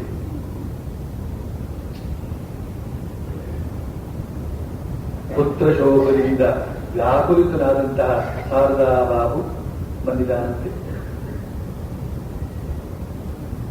ಶ್ರೀರಾಮನ ಬಳಿಗೆ. ಪುತ್ರ ಶೋಕದಿಂದ ವ್ಯಾಕುಲಿತನಾಗಿರತಕ್ಕಂಥವನು ಶ್ರೀರಾಮಕೃಷ್ಣ ಬಳಿಗೆ ಯಾಕೆ ಬಂದಿತ್ತು? ಬ್ರಹ್ಮ ಸಾಕ್ಷಾತ್ಕಾರ ಮಾಡಿಕೊಳ್ಳೋದಕ್ಕೆ. ಮೊದಲು ಆ ಶೋಕದಿಂದ ಪಾರಾಗಬೇಕಾಗಿದೆ. ಶೋಕಗಳಲ್ಲೆಲ್ಲ ಈ ಪುತ್ರ ಶೋಕ ಅಂತಕ್ಕಂಥದ್ದು ಬಹಳ ಭಯಂಕರವಾಗಿತ್ತು. ಪುತ್ರ ಶೋಕ ಅಂತಕ್ಕಂಥದ್ದು ಜನ್ಮ ಜನ್ಮಾಂತರದವರೆಗೂ ನಮ್ಮೊಂದಿಗೆ ಬರ್ತಕ್ಕಂಥದ್ದು ಅಂತ ಹೇಳ್ತಾರೆ. ಬೇರೆ ಎಲ್ಲ ಶೋಕಗಳು ಕೂಡ ಯಾವುದೋ ಒಂದು ಅವಧಿ ಮುಗಿದ ಕೂಡಲೇ ಮುಗಿದೋಗ್ಬಿಡುತ್ತೆ. ತಂದೆ ಶೋಕವೂ ಕೂಡ ಅಥವಾ ಇತರ ಶೋಕವೂ ಕೂಡ ಸ್ಮಶಾನದಿಂದ ಮನೆಗೆ ವಾಪಸ್ಸು ಬರಲು ಹೊತ್ತಿಗೆ ಶೋಕ ಎಲ್ಲ ಆ ಸ್ಥಿತಿಯಲ್ಲೇ ಸುಟ್ಟು ಮನೆಗೆ ಬರುವ ಹೊತ್ತಿಗೆ ಯಥಾಪ್ರಕಾರ. ಪತ್ನಿ ಶೋಕ ಅಂತ ಹೇಳ್ತಕ್ಕಂಥದ್ದು ಒಂದಿದೆ. ಹೆಂಡತಿ ಸತ್ತು ಹೋದಾಗ ಶೋಕ ಉಂಟಾಗುತ್ತೆ. ಆ ಶೋಕವೂ ಕೂಡ ಇನ್ನೊಂದು ಮದುವೆ ಆಗಿಬಿಟ್ರೆ ಹೊರಟೋಗ್ತದೆ. ಆದರೆ ಈ ಪುತ್ರ ಶೋಕ ಅಂತ ಹೇಳ್ತಕ್ಕಂಥದ್ದು ಮಾತ್ರ ಎದೆಗೆ ಅಂಟಿಕೊಂಡು ಬಿಟ್ಟಿರುತ್ತೆ, ಜೀವಕ್ಕೆ ಅಂಟಿಕೊಂಡು ಬಿಟ್ಟಿರುತ್ತೆ. ಅಂತಹ ಶೋಕಕ್ಕೆ ಗುರಿಯಾದಂತಹ ಈ ವ್ಯಕ್ತಿ ಬಂದಿದ್ದಾನೆ. ಬುದ್ಧ ಭಗವಂತರ ಬಳಿಗೂ ಕೂಡ ಒಬ್ಬ ಆಕೆ ಬಂದಿದ್ದು. ತನ್ನ ಮಗುವಿನ ಶವವನ್ನು ಹೊತ್ಕೊಂಡೇ ಬಂದಿದ್ದು.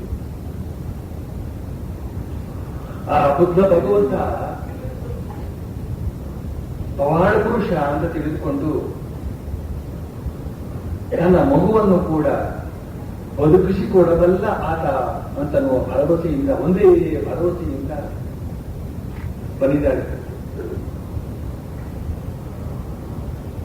ಕಣ್ಣೀರು ಕೋಡಿ ಹರಿಸುತ್ತಾ ಕೇಳ್ಕೊಳ್ತಾ ಇದ್ದಾರೆ, ನನ್ನ ಮಗುವನ್ನು ಬದುಕಿಸಿಕೊಡು. ಆ ಹೊತ್ತಿಗೆ ಎಂಥ ಜ್ಞಾನಿಯೇ ಆಗಿರಲಿ, ಎಂಥ ತಂತ್ರನೇ ಆಗಿರಲಿ, ಯಾವ ರೀತಿಯ ಸಮಾಧಾನ ಮಾಡು. ಹುಟ್ಟಿದವರಿಗೆಲ್ಲ ಮರಣ ಇದ್ದೇ ಇರುತ್ತೆ. ಜಾತಸ್ಯ ಮರಣಂ ಧ್ರುವಂ ಅಂತ ಹೇಳ್ತಕ್ಕಂಥ ಭಗವದ್ಗೀತಾ ವಾಕ್ಯವನ್ನು ಹೇಳಿ ಸಮಾಧಾನ ಹೇಳೋಣ. ಸತ್ತವರಿಗೆ ಅರ್ಥರೆ ಇದ್ದವರು ಸಾಯಲೇ ಅಂತ ಹೇಳ್ತಕ್ಕಂಥ ವಾಕ್ಯ ಪ್ರಯೋಗವನ್ನು ಮಾಡಿ ಚಾಣಾಕ್ಷತೆಯಿಂದ ಆ ಶೋಕವನ್ನು ಹೋಗಲಾಡಿಸೋದಕ್ಕೆ ಸಾಧ್ಯವೇನು? ಆ ಗಳಿಗೆಯಲ್ಲಿ ಯಾವ ಸಂತರು, ಯಾವ ಬುದ್ಧಿವಂತರು ಯಾವುದೇ ಬಗೆಯ ಸಮಾಧಾನವನ್ನು ಕೂಡ ಹೇಳಲು ಸಾಧ್ಯವಿಲ್ಲ. ಬುದ್ಧ ಸ್ವಲ್ಪ ಹೊತ್ತು ಸುಮ್ಮನಿದ್ದ. ಬಳಿಕ ಮೆಲ್ಲನೆ ಸಮಾಧಾನದಿಂದ ಹೇಳ್ತಾನೆ, ತಾಯಿ, ಒಂದು ಕೆಲಸ ಮಾಡಿ, ಮಗುವನ್ನ ಬದುಕಿಸಿಕೊಡ್ತೇನೆ, ನೀನೊಂದು ಕೆಲಸ ಮಾಡಿ. ಬಹಳ ಸಂತೋಷ ಆಯ್ತು ಆಕೆಗೆ. ಮನೆಗೂ ಮಗುವನ್ನು ಬದುಕಿಸಿಕೊಡ್ತಕ್ಕಂಥ ಒಬ್ಬ ಸಿಕ್ಕಿದ್ದಲ್ಲ, ಖಂಡಿತವಾಗಿ ಬದುಕಿಸಿಕೊಡ್ತೇನೆ ಅಂತ ಹೇಳ್ತಾನೆ ಅವನು. ಏನದು, ಏನ್ ಮಾಡಬೇಕು? ಏನಿಲ್ಲ, ಯಾರ ಮನೆಯಲ್ಲಿ ಇದುವರೆಗೆ ಒಂದೇ ಒಂದು ಸಾವು ಆಗಿಲ್ವೋ ಅಂಥವರ ಮನೆಯಿಂದ ಒಂದು ಇಡೀ ಸಾಸಿವೆ ತೆಗೆದುಕೊಂಡು ಬಾ, ಅದ್ರ ಸಹಾಯದಿಂದ ನಾನು ಈ ಮಗುವನ್ನು ವಾಸಿ ಮಾಡ್ತೀನಿ, ಮಗುವನ್ನ ಬಚಾಯಿಸಿಕೊಡ್ತೇನೆ, ಬದುಕಿಸಿಕೊಡ್ತೇನೆ. ಹುಚ್ಚು ಉತ್ಸಾಹದಿಂದ ಆ ತಾಯಿ ಹೊರಟು ಒಂದು ಹಿಡಿ ಸಾಸಿವೆ ತಾನೆ, ಸಾವು ಕಾಣದ ಮನೆಯ ಸಾಸಿವೆ ಒಂದು ಹಿಡಿ ಅಷ್ಟೇ ತಾನೆ, ಖಂಡಿತವಾಗಿ ನಾನು ಕೊಟ್ಟೇ ಕೊಡ್ತೇನೆ ಅಂತ ಮನೆಗೆ ಹೋಗ್ತಾರೆ. ಬಾಗಿಲು ಕಟ್ತಾರೆ. ಮನೆಯಿಂದ ಒಬ್ಬ ಆಕೆ ಹೊರಗೆ ಬರ್ತಾರೆ. ಏನ್ ಬೇಕು? ಒಂದು ಹಿಡಿ ಸಾಸಿವೆ ಬೇಕು. ಅದಕ್ಕೇನು ತಂದ್ಕೊಡ್ತೇನೆ ಅಂತ ಆಕೆ ಒಳಗಡೆ ಓಡುವ ಹೊತ್ತಿಗೆ ಈಕೆ ಹೇಳ್ತಾರೆ, ಅಮ್ಮ, ಒಂದು ವಿಚಾರ, ನಿಮ್ಮ ಮನೆಯಲ್ಲಿ ಸಾವೇನೂ ಆಗಿಲ್ಲ ತಾನೆ? ಆಗ ಆ ಮನೆಯ ಯಜಮಾನಿ ಅಲ್ಲೇ ಕುಳಿತುಕೊಂಡು ತಕ್ಷಣವೇ ಕಣ್ಣೀರು ಸುರಿಸ್ತಾ, ಒಂದು ತಿಂಗಳ ಹಿಂದೆ ತಾನೆ ಅಂತ ಕಥೆ ಶುರು ಮಾಡ್ತಾರೆ. ಹಾಗಾದ್ರೆ ಬೇಡ, ಈ ಮನೆಯ ಸಾಸಿವೆ ನನಗೆ ಬೇಡ, ಈ ಸಾವು ಆಗಿದೆ ಅಂತ ಇನ್ನೊಂದು ಮನೆಗೆ, ಅಲ್ಲಿಯೂ ಕೂಡ ಅದೇ ಕಥೆ.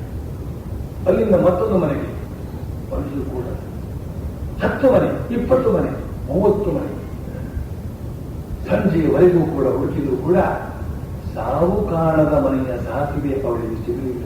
ಓಡಿ ಹೋಗ್ತಾರೆ. ಬುದ್ಧನ ಪಾದಕ್ಕೆ ಬಿದ್ದು, ತಂದೆ, ಈಗ ಅರ್ಥ, ಎಲ್ಲರ ಮನೆಯಲ್ಲೂ ಸಾವಿದೆ, ಸಾವನ್ನು ತಪ್ಪಿಸಿಕೊಳ್ಳಲಿಕ್ಕೆ ಯಾರಿಗೂ ಸಾಧ್ಯವಿಲ್ಲ ಅಂತ ಶಿಕ್ಷೆ ಆಗ್ತಾರೆ. ಮನಸ್ಸು ತಿಳಿಯಾಗುತ್ತೆ. ಶೋಕ ಅಲ್ಲಿಯವರೆಗೆ ಹೋಗುತ್ತೆ. ಆದರೆ ಬುದ್ಧ ಪಾಠವನ್ನು ಕಲಿಸಿದ ಬಗೆ ನೋಡಿ ಎಷ್ಟು ಸ್ವಾರಸ್ಯವಾಗಿದೆ. ಬಹಳ ಮೆಲ್ಲನೆ ಆ ಶೋಕವನ್ನು ತಿಳಿ ಮಾಡ್ತಾರೆ. ಇಲ್ಲಿ ಈ ಶಾರದಾ ಬಾಬು ಪುತ್ರ ಶೋಕದಿಂದ ವ್ಯಾಕೃತನಾಗಿ ಬಂದಿದ್ದಾನೆ. ಶ್ರೀರಾಮಕೃಷ್ಣ ಜವಾಬ್ದಾರಿ ಬಹಳ ದೊಡ್ಡದು. ಆದರೆ ಶ್ರೀರಾಮಕೃಷ್ಣ ಬಗೆ ಬೇರೆ, ಅವರು ಸಮಾಧಾನ ಹೇಳುವಂತಹ ಬಗೆ ಬೇರೆ.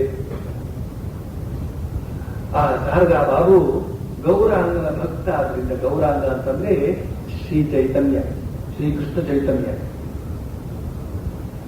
ಶ್ರೀಕೃಷ್ಣ ಚೈತನ್ಯ ಯಾರು ಅಂತಂದ್ರೆ ಶ್ರೀಕೃಷ್ಣ ಮತ್ತು ರಾಧೆ ಇಬ್ಬರು ಸೇರಿ ಅವತಾರ ಅಂತ ಒಂದು ಮಾತಿದೆ. ಜಗತ್ತಿಗೆ ಭಗವತ್ ಪ್ರೇಮವನ್ನು ತೋರಿಸುವುದಕ್ಕಾಗಿ ಒಂದು ಪ್ರೇಮಾವತಾರ ಅದು. ಬಂಗಾಳದಲ್ಲಿ ವಿಶೇಷವಾಗಿ ಆ ಶ್ರೀಕೃಷ್ಣ ಚೈತನ್ಯನ ಆರಾಧಿಸಲಾಗುತ್ತೆ.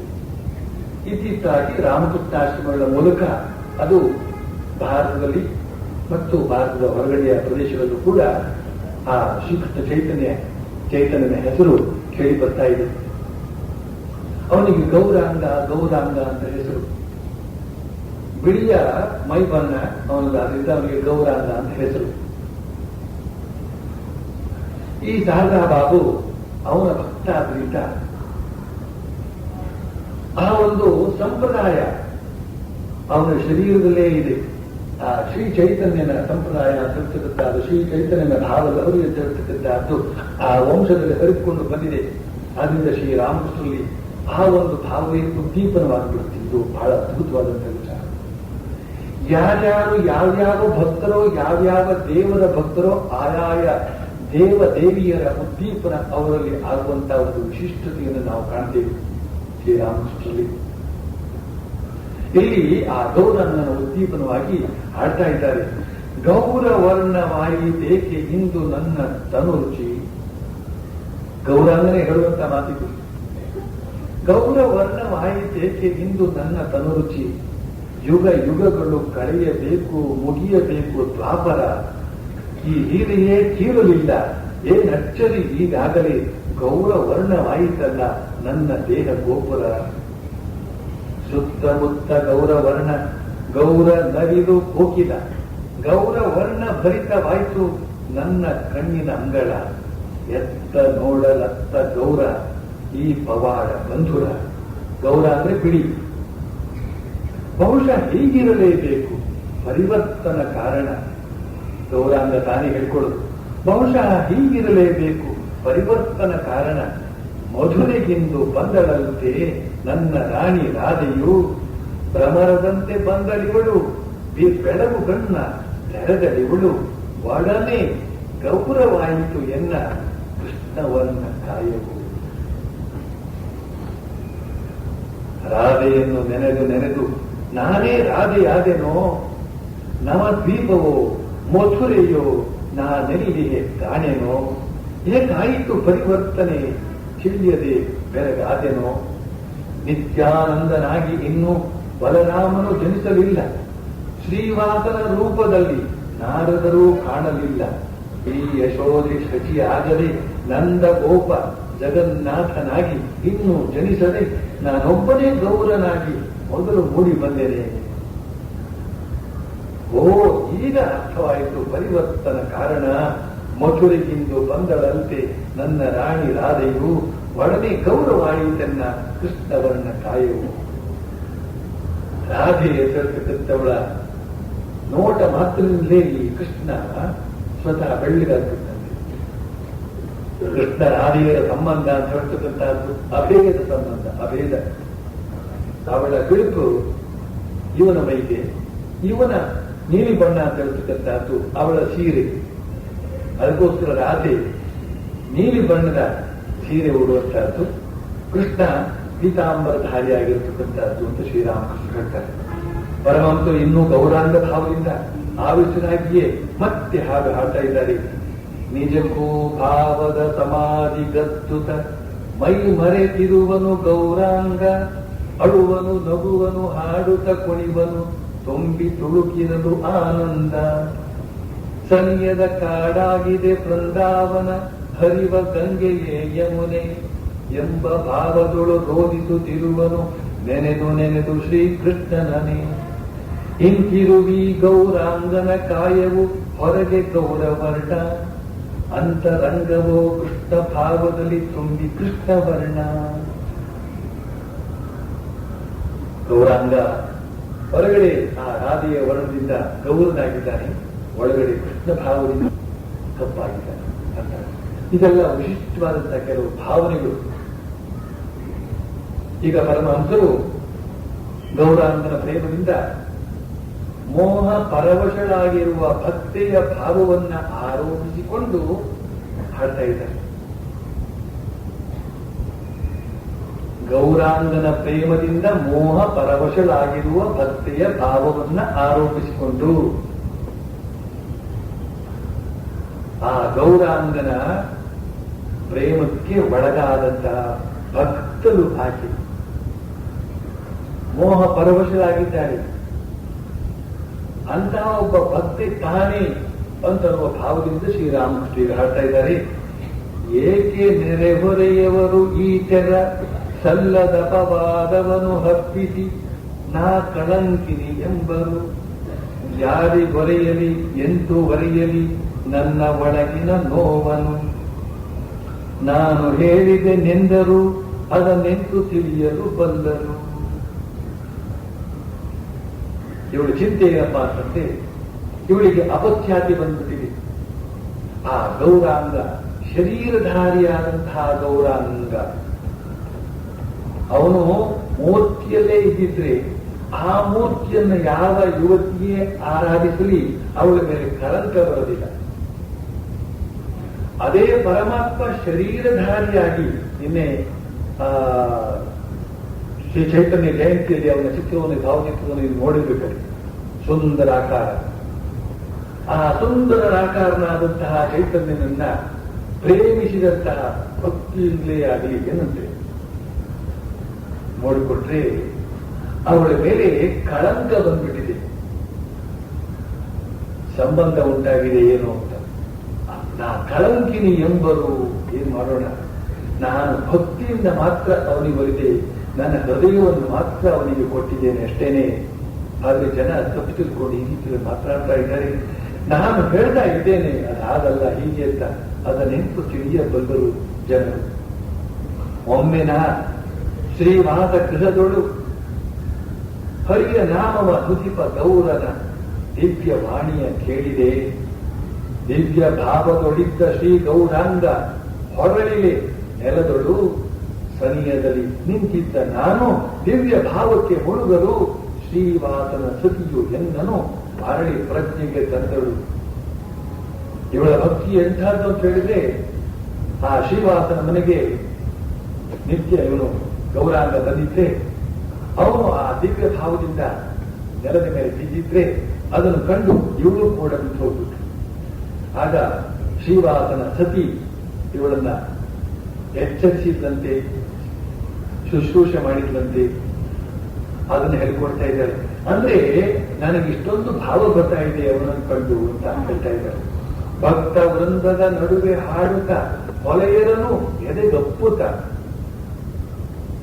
ಒಂದು ದಿನವೀ ಬೇಟೆ ಬೀದಿಯೋಳು ಇರಲು ಶ್ರೀ ಗೌರಾಂಗನು ನಾನು ಕೂಡ ಒಡನೆ ನಡೆದೆನು ಅವನ ಚರಣವ ಕಂಡೆನು. ಆ ಭಕ್ತಿ ಭಾವದಿಂದ ಆ ಗೌರಾಂಗ ಶ್ರೀಕೃಷ್ಣ ಚೈತನ್ಯ ಪರಮಾತ್ಮ ಹೋಗಿ ಹೋಗಿ ಯಾರ್ಯಾರನ್ನು ಅಪ್ಕೊಳ್ತಾ ಇದ್ದಾನೆ. ಒಬ್ಬ ಹೊಲೆಯ ಸಿಕ್ಕಿದ್ರೆ ಅವನು ಕೂಡ ಸಾಕ್ಷಾತ್ ಶ್ರೀಕೃಷ್ಣ ಪರಮಾತ್ಮ ಎಂದು ಹೋಗಿ ಅಪ್ಕೊಂಡು ಅದನ್ನೆಲ್ಲ ಕಂಡು ಇವಳು ಹೋಗಿ ಅವನ ಪಾದಕ್ಕೆ ಬಿಲ್ಲಂತೆ. ಒಮ್ಮೆ ಗಂಗಾ ತೀರದಳು ಶ್ರೀ ಗೌರಾಂಗ ನಿಂದುದನು ಸೂರ್ಯ ಚಂದ್ರರ ಹೊಳಪ ಚರಿಯುವ ಪ್ರಭೆಯುಳು ಕೊಡವ ತುಂಬಲು ಬಂದ ನಾನು ಆ ಅಗೋ ಅಲ್ಲವನ ಕಂಡೆನು. ಕೊಡವು ಜಾರಿತು ಕುಡಿಯೋಳು ನನ್ನ ನಾದಿನಿ ಇದನ್ನು ಕಂಡಳು ಅಂದಿನಿಂದಲೂ ಅಲ್ಲ ಸಲ್ಲದ ಮಾತ ಹರಡುತ್ತಲಿರುವಳು. ಪಾಪ ಶ್ರೀಕೃಷ್ಣ ಚೈತನ್ಯ ಅಲ್ಲಿ ಕೆಲವು ಬಂದಿದ್ದಂತೆ ಗಂಗಾ ತೀರಕ್ಕೆ ಯಮುನೆಯ ಆವೇಶದಿಂದ ಬಂದಿದ್ದಾನೆ ಅವನು. ಇವಳು ಕೂಡ ಗಂಗೆಗೆ ನೀರು ತರಿಸಿಕೊಂಡು ಹೋದವಳು ಅವನನ್ನು ನೋಡಿಬಿಟ್ಲು. ನೋಡಿದ ತಕ್ಷಣವೇ ಬಗಲವಿದ್ದಂತಹ ಕೊಡ ಜಾರಿ ಪುಡಿ ಪುಡಿ ಆಗ್ತದೆ. ಇದನ್ನ ನಾದಿನಿ ನೋಡ್ಬಿಟ್ಲು, ಗೊತ್ತಾಯ್ತು. ಅವನನ್ನು ನೋಡಿ ನೀನು ಬುದ್ಧಿಗಿಸ್ಕೊಂಡ್ಬಿಟ್ಯಾ, ಸೊ ಏನೋ ಇದೆ ಹೆಚ್ಚು ಕಡಿಮೆ ಆಗಿದೆ ಅಂತಂದ್ಬಿಟ್ಟು ಕತೆ ಕಟ್ಟಿ ಉಳಿದನ್ನೆಲ್ಲ ಅವ್ರು ನೋಡ್ಬೇಕಾರೆ ಯಾವ ತರ ಹೇಳಬೇಕು ಅಂತ ಅವ್ರಿಗೆ ಗೊತ್ತಾಗ. ಇದಕ್ಕೆ ಸಂಬಂಧಪಟ್ಟಂತೆ ಕತೆ ಕಟ್ಟುವಲ್ಲಿ ಜಾಣರು ಚಾರರು. ಬಲರಾಮನ ತಂದೆ ಮಾತೃಭಾಷೆಯ ಮುಂದೆ ಬರೀತಾನೆ, ಬಲರಾಮನ ತಂದೆ ವೈಷ್ಣವ. ಬಹುಶಃ ಅದಕ್ಕಾಗಿ ಇರಬೇಕು ಈಗ ಭಗವಂತರು ಗೋಪಿಯರ ದಿಗ್ಭ್ರಾಂತ ಪ್ರೇಮದ ಸಂಬಂಧವಾಗಿ ಹಾಡಲಾರಂಭಿಸಿದ್ದಾರೆ. ಗೋಪಿಯರ ದಿಗ್ಭ್ರಾಂತ ಪ್ರೇಮದ ಸಂಬಂಧವಾಗಿ ಈ ಶಬ್ದಗಳೇ ಅಂತ ಶಬ್ದಗಳು. ದಿಗ್ಭ್ರಾಂತ ಪ್ರೇಮ, ಶ್ರೀಕೃಷ್ಣ ಪ್ರೇಮದಿಂದ ದಿಗ್ಭ್ರಾಂತರಾಗಿದ್ದಾರೆ.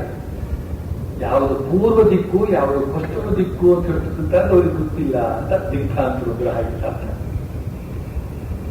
ಯಾವ ದಿಕ್ಕಿಗೆ ಹೋಗಬೇಕು, ಮನೆ ಕಡೆಗೆ ಹೋಗ್ಬೇಕೆ ಅಥವಾ ಬಳೆ ಕಡೆಗೆ ಹೋಗ್ಬೇಕೆ ಯಾವುದು ಕೂಡ ಗೊತ್ತಿಲ್ಲ. ಅಂಥ ಒಂದು ಮಾನಸಿಕ ಸ್ಥಿತಿ ಉಂಟಾಗುವಂತಹ ಆ ಪ್ರೇಮೋನ್ಮತ್ತ ಭಾವ ಎಂಥದ್ದಿರ್ಬೋದು. ಇನ್ನೋದ ಕಾಣೆನು ಕೃಷ್ಣನ, ಇನ್ನೋ ಕಾಣೆನು ಕೃಷ್ಣನ, ನಾನಿನ್ನೋ ಕಾಣೆನು ಸತಿಯೇ, ಅವನಿಲ್ಲದೆ ಬರಿದಾಗಿದೆ ಮನೆಯೇ,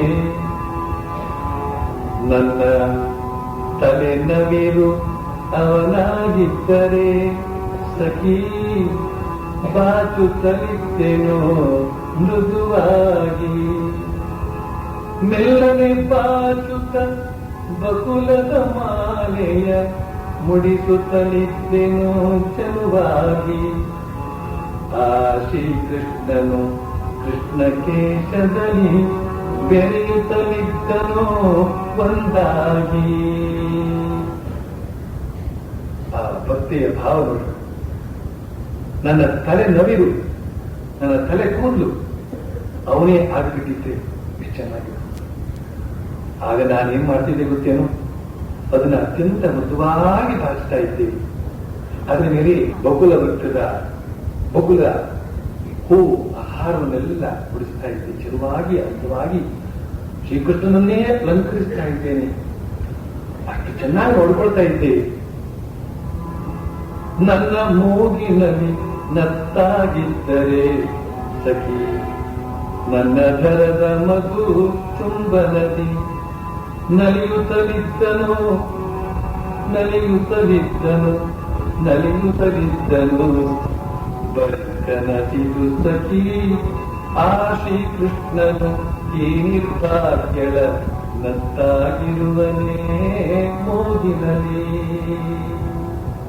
ಆ ಶ್ರೀಕೃಷ್ಣ ನನ್ನ ಮೂಗಿನ ನತ್ತಾಗಿದ್ರೆ, ನತ್ತು ಅಂತಂದ್ರೆ ಇಲ್ಲಿ ಈ ಕಡೆ ಹಾಕ್ತಕ್ಕಂಥವ್ರು ನತ್ತಲ್ಲ, ಮೂಗಿನಲ್ಲೂ ಕೂಡ ಒಂದು ಉಂಗುರದ ಆಕಾರದ ನತ್ತು ಇರುತ್ತೆ, ಉರುಟಾಗಿ.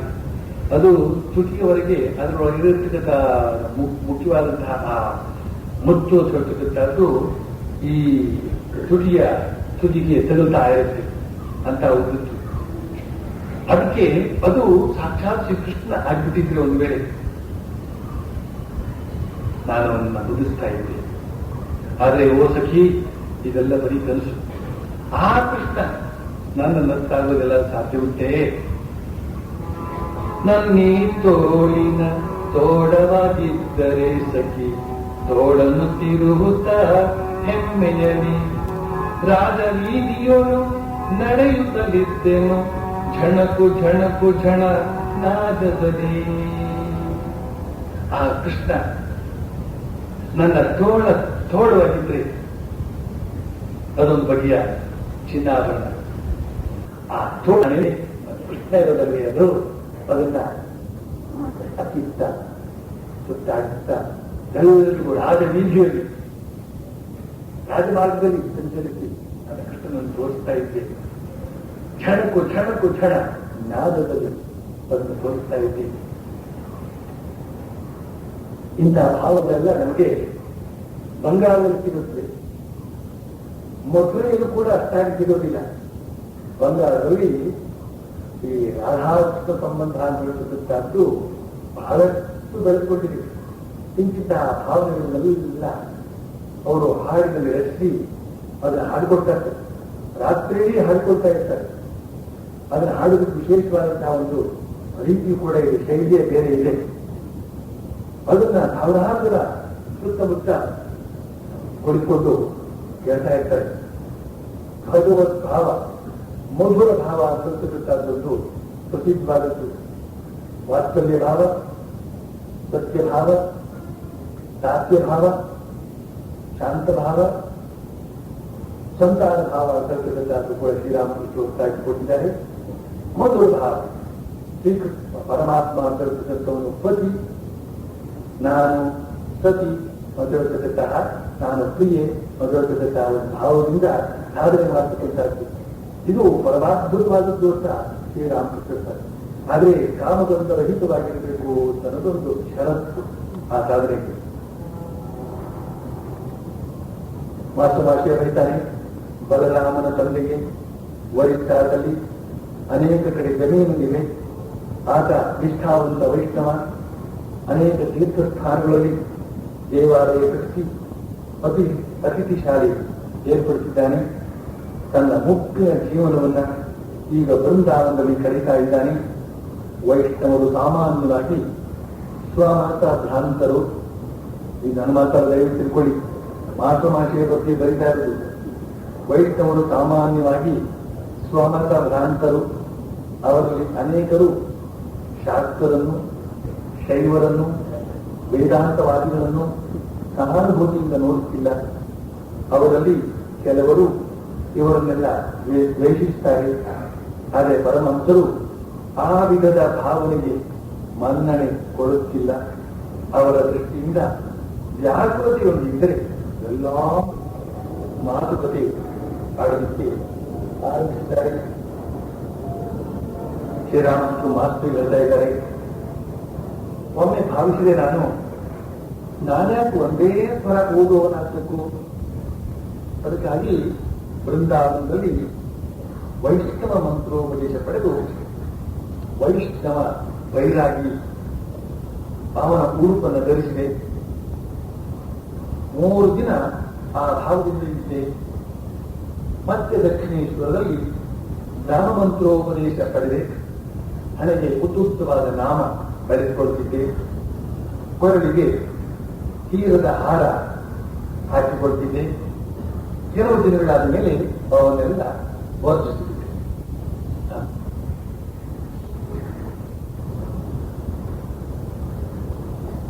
ಶ್ರೀರಾಮನಿಗೂ ನಾಮಮಂತ್ರೋಪದೇಶವನ್ನು ಪಡೆದದ್ದನ್ನ, ಹಣೆಗೆ ಉದ್ದ ನಾಮ ಬಳಸಿಕೊಂಡದನ್ನ ಕೇಳಿದಾಗ ವೈಷ್ಣವರಿಗೆ ಬಹಳ ಸಂತೋಷ ಆಗುತ್ತೆ. ಆಮೇಲೆ ಅದನ್ನೆಲ್ಲ ವರ್ಜಿಸಿಬಿಟ್ಟೆ ಅಂತ ಹೇಳಿದಾಗ ಇಷ್ಟೇನಾ ಅನ್ನುವ ಭಾವ ಬರುತ್ತೆ. ಆದರೆ ಶ್ರೀರಾಮಕೃಷ್ಣರು ಆ 3 ದಿನಗಳಲ್ಲಿ ಯಾವ ಸಾಕ್ಷಾತ್ಕಾರ ಮಾಡಿಕೊಳ್ಬೇಕೋ ಅದನ್ನು ಮಾಡ್ಕೊಂಡು ಬಿಟ್ಟಿರ್ತಾರೆ. ಇದು ಬಹಳ ಮುಖ್ಯವಾದಂತ. ಯಾಕೆ ಅಂತ ಹೇಳಿದ್ರೆ ಶ್ರೀರಾಮಕೃಷ್ಣರ ಮನಸ್ಸಿನಲ್ಲಿ ಶ್ರದ್ಧೆ, ಪ್ರೇಮ, ನಿಷ್ಠೆ ಅಂತ ಹೇಳ್ತಕ್ಕಂಥದ್ದು 100ಕ್ಕೆ 100 ಅಪ್ಪಟವಾಗಿದೆ. ಅದರಲ್ಲಿ ಕಲಬೆರಕೆಯ ತಿರುಗತಕ್ಕಂಥದ್ದು ಕಿಂಚಿತ್ತೂ ಇಲ್ಲ. ಆದ್ರಿಂದ ಕೇವಲ 3 ದಿನ ಅಂತಹ ನಿರ್ವಿಕಲ್ಪ ಸಮಾಧಿಯನ್ನು ಕೂಡ ಆ ತೋತಾಪರಿಯ ಸಹಾಯದಿಂದ ಒಂದೇ ಒಂದು ದಿನದಲ್ಲಿ ಪಡೆದಂತಹ ಧೀರರು ಅವರು. ಮುಸಲ್ಮಾನ ಸಾಧನೆ, ಕ್ರೈಸ್ತ ಸಾಧನೆ, ಎಲ್ಲ ಬಗೆಯ ಸಾಧನೆಯನ್ನು ಕೂಡ ಮಾಡಿ ಅವರು ಕೆಲವೇ ದಿನಗಳಲ್ಲಿ ಆ ಸಾಧನೆಯ ಪರಾಕಾಷ್ಠೆಯನ್ನು ಕಂಡವರು, ಸಿದ್ಧಿಯನ್ನು ಪಡೆದವರು. ಆದ್ರಿಂದ ಶ್ರೀರಾಮಕೃಷ್ಣರು ಈ ಒಂದು ಭಾರತದಲ್ಲಿ ಯಾವ್ಯಾವ ಭಾವದಿಂದ ಸಾಧನೆ ಆಗುತ್ತೋ, ಯಾವ್ಯಾವ ಮತದಿಂದ ಸಾಧನೆ ಆಗುತ್ತೋ ಅದೆಲ್ಲವನ್ನು ಕೂಡ ತಾವು ಅನುಸರಿಸಿ ಅದರ ಗುರಿಯನ್ನು ಕಂಡು ಆ ಎಲ್ಲ ಮತಗಳು ಕೂಡ ಸರಿ ಅಂತ ಒಪ್ಪಿಕೊಂಡರು. ಅದಕ್ಕೋಸ್ಕರ ಶ್ರೀರಾಮಕೃಷ್ಣ ಹೇಳ್ತಾರೆ, ನಾನೇ ಒಂದೇ ಸ್ವರ ಓದುವವನಾಗಬೇಕು, ತರಹ ಮಾಡಿ ಇರಬೇಕು. ಇದು ಶ್ರೀರಾಮಕೃಷ್ಣರಿಂದ ಮಾತ್ರ ಸಾಧ್ಯ. ನಮ್ಮಂತ ಸಾಮಾನ್ಯರಿಗೆ ಒಂದು ಸರಿಯಾಗಿ ಓದೋದಕ್ಕೆ ಸಾಧ್ಯ ಆದರೆ ಬೇಕಾದಷ್ಟಾಯಿತು. ಒಂದು ವಾಕ್ಯವನ್ನು ಸರಿಯಾಗಿ ಓದೋದಕ್ಕೆ ಸಾಧ್ಯ ಆದರೆ ಬೇಕಾದಷ್ಟಾಯಿತು. ಇದಕ್ಕೆ ವಿಶೇಷವಾದ ಸಾಮರ್ಥ್ಯ ಬೇಕಾಗುತ್ತೆ. ಆದರೆ ಶ್ರೀರಾಮಕೃಷ್ಣನ ಅನುಭವದಿಂದ, ಅವರ ಸಾಧನೆಗಳಿಂದ ನಾವು ತಿಳಿಯಬೇಕಾದಂತಹದ್ದು ಇದು ಏನು ಅಂತ ಹೇಳಿದ್ರೆ, ಪ್ರತಿಯೊಂದು ಮತವೂ ಕೂಡ ಅದರ ಗುರಿಯನ್ನ ಸಿದ್ಧಿಸುವಲ್ಲಿ ಸಮರ್ಥವಾಗಿದೆ. ಅದರ ವ್ಯಾಕುಲತೆಯಿಂದ ಆ ಮತವನ್ನ ಅನುಸರಿಸಬೇಕು. ಮತ ಅಂದ್ರೆ ಅದೊಂದು ದಾರಿ. ಯಾವ ಮತವೂ ಕೂಡ ನಿಂದನೀಯವಲ್ಲ. ಶ್ರೀರಾಮಕೃಷ್ಣ ಶ್ರೀರಾಮಕೃಷ್ಣ ಅವತಾರ ಪುರುಷ ಆದ ಮೇಲೆ ಅವರು ಸಾಧನೆ ಯಾಕೆ ಮಾಡಬೇಕಾಗಿತ್ತು ಅಂತ ಕೆಲವರೆಲ್ಲ ವಾದ ಎತ್ತಿದ್ದುಂಟು. ಯಾವಾಗ ಸಾಧನೆ ಅಂತ ಮಾಡ್ತಾರೋ ದೇವರಾಗೋದಕ್ಕೆ ಸಾಧ್ಯವೇ ಇಲ್ಲ.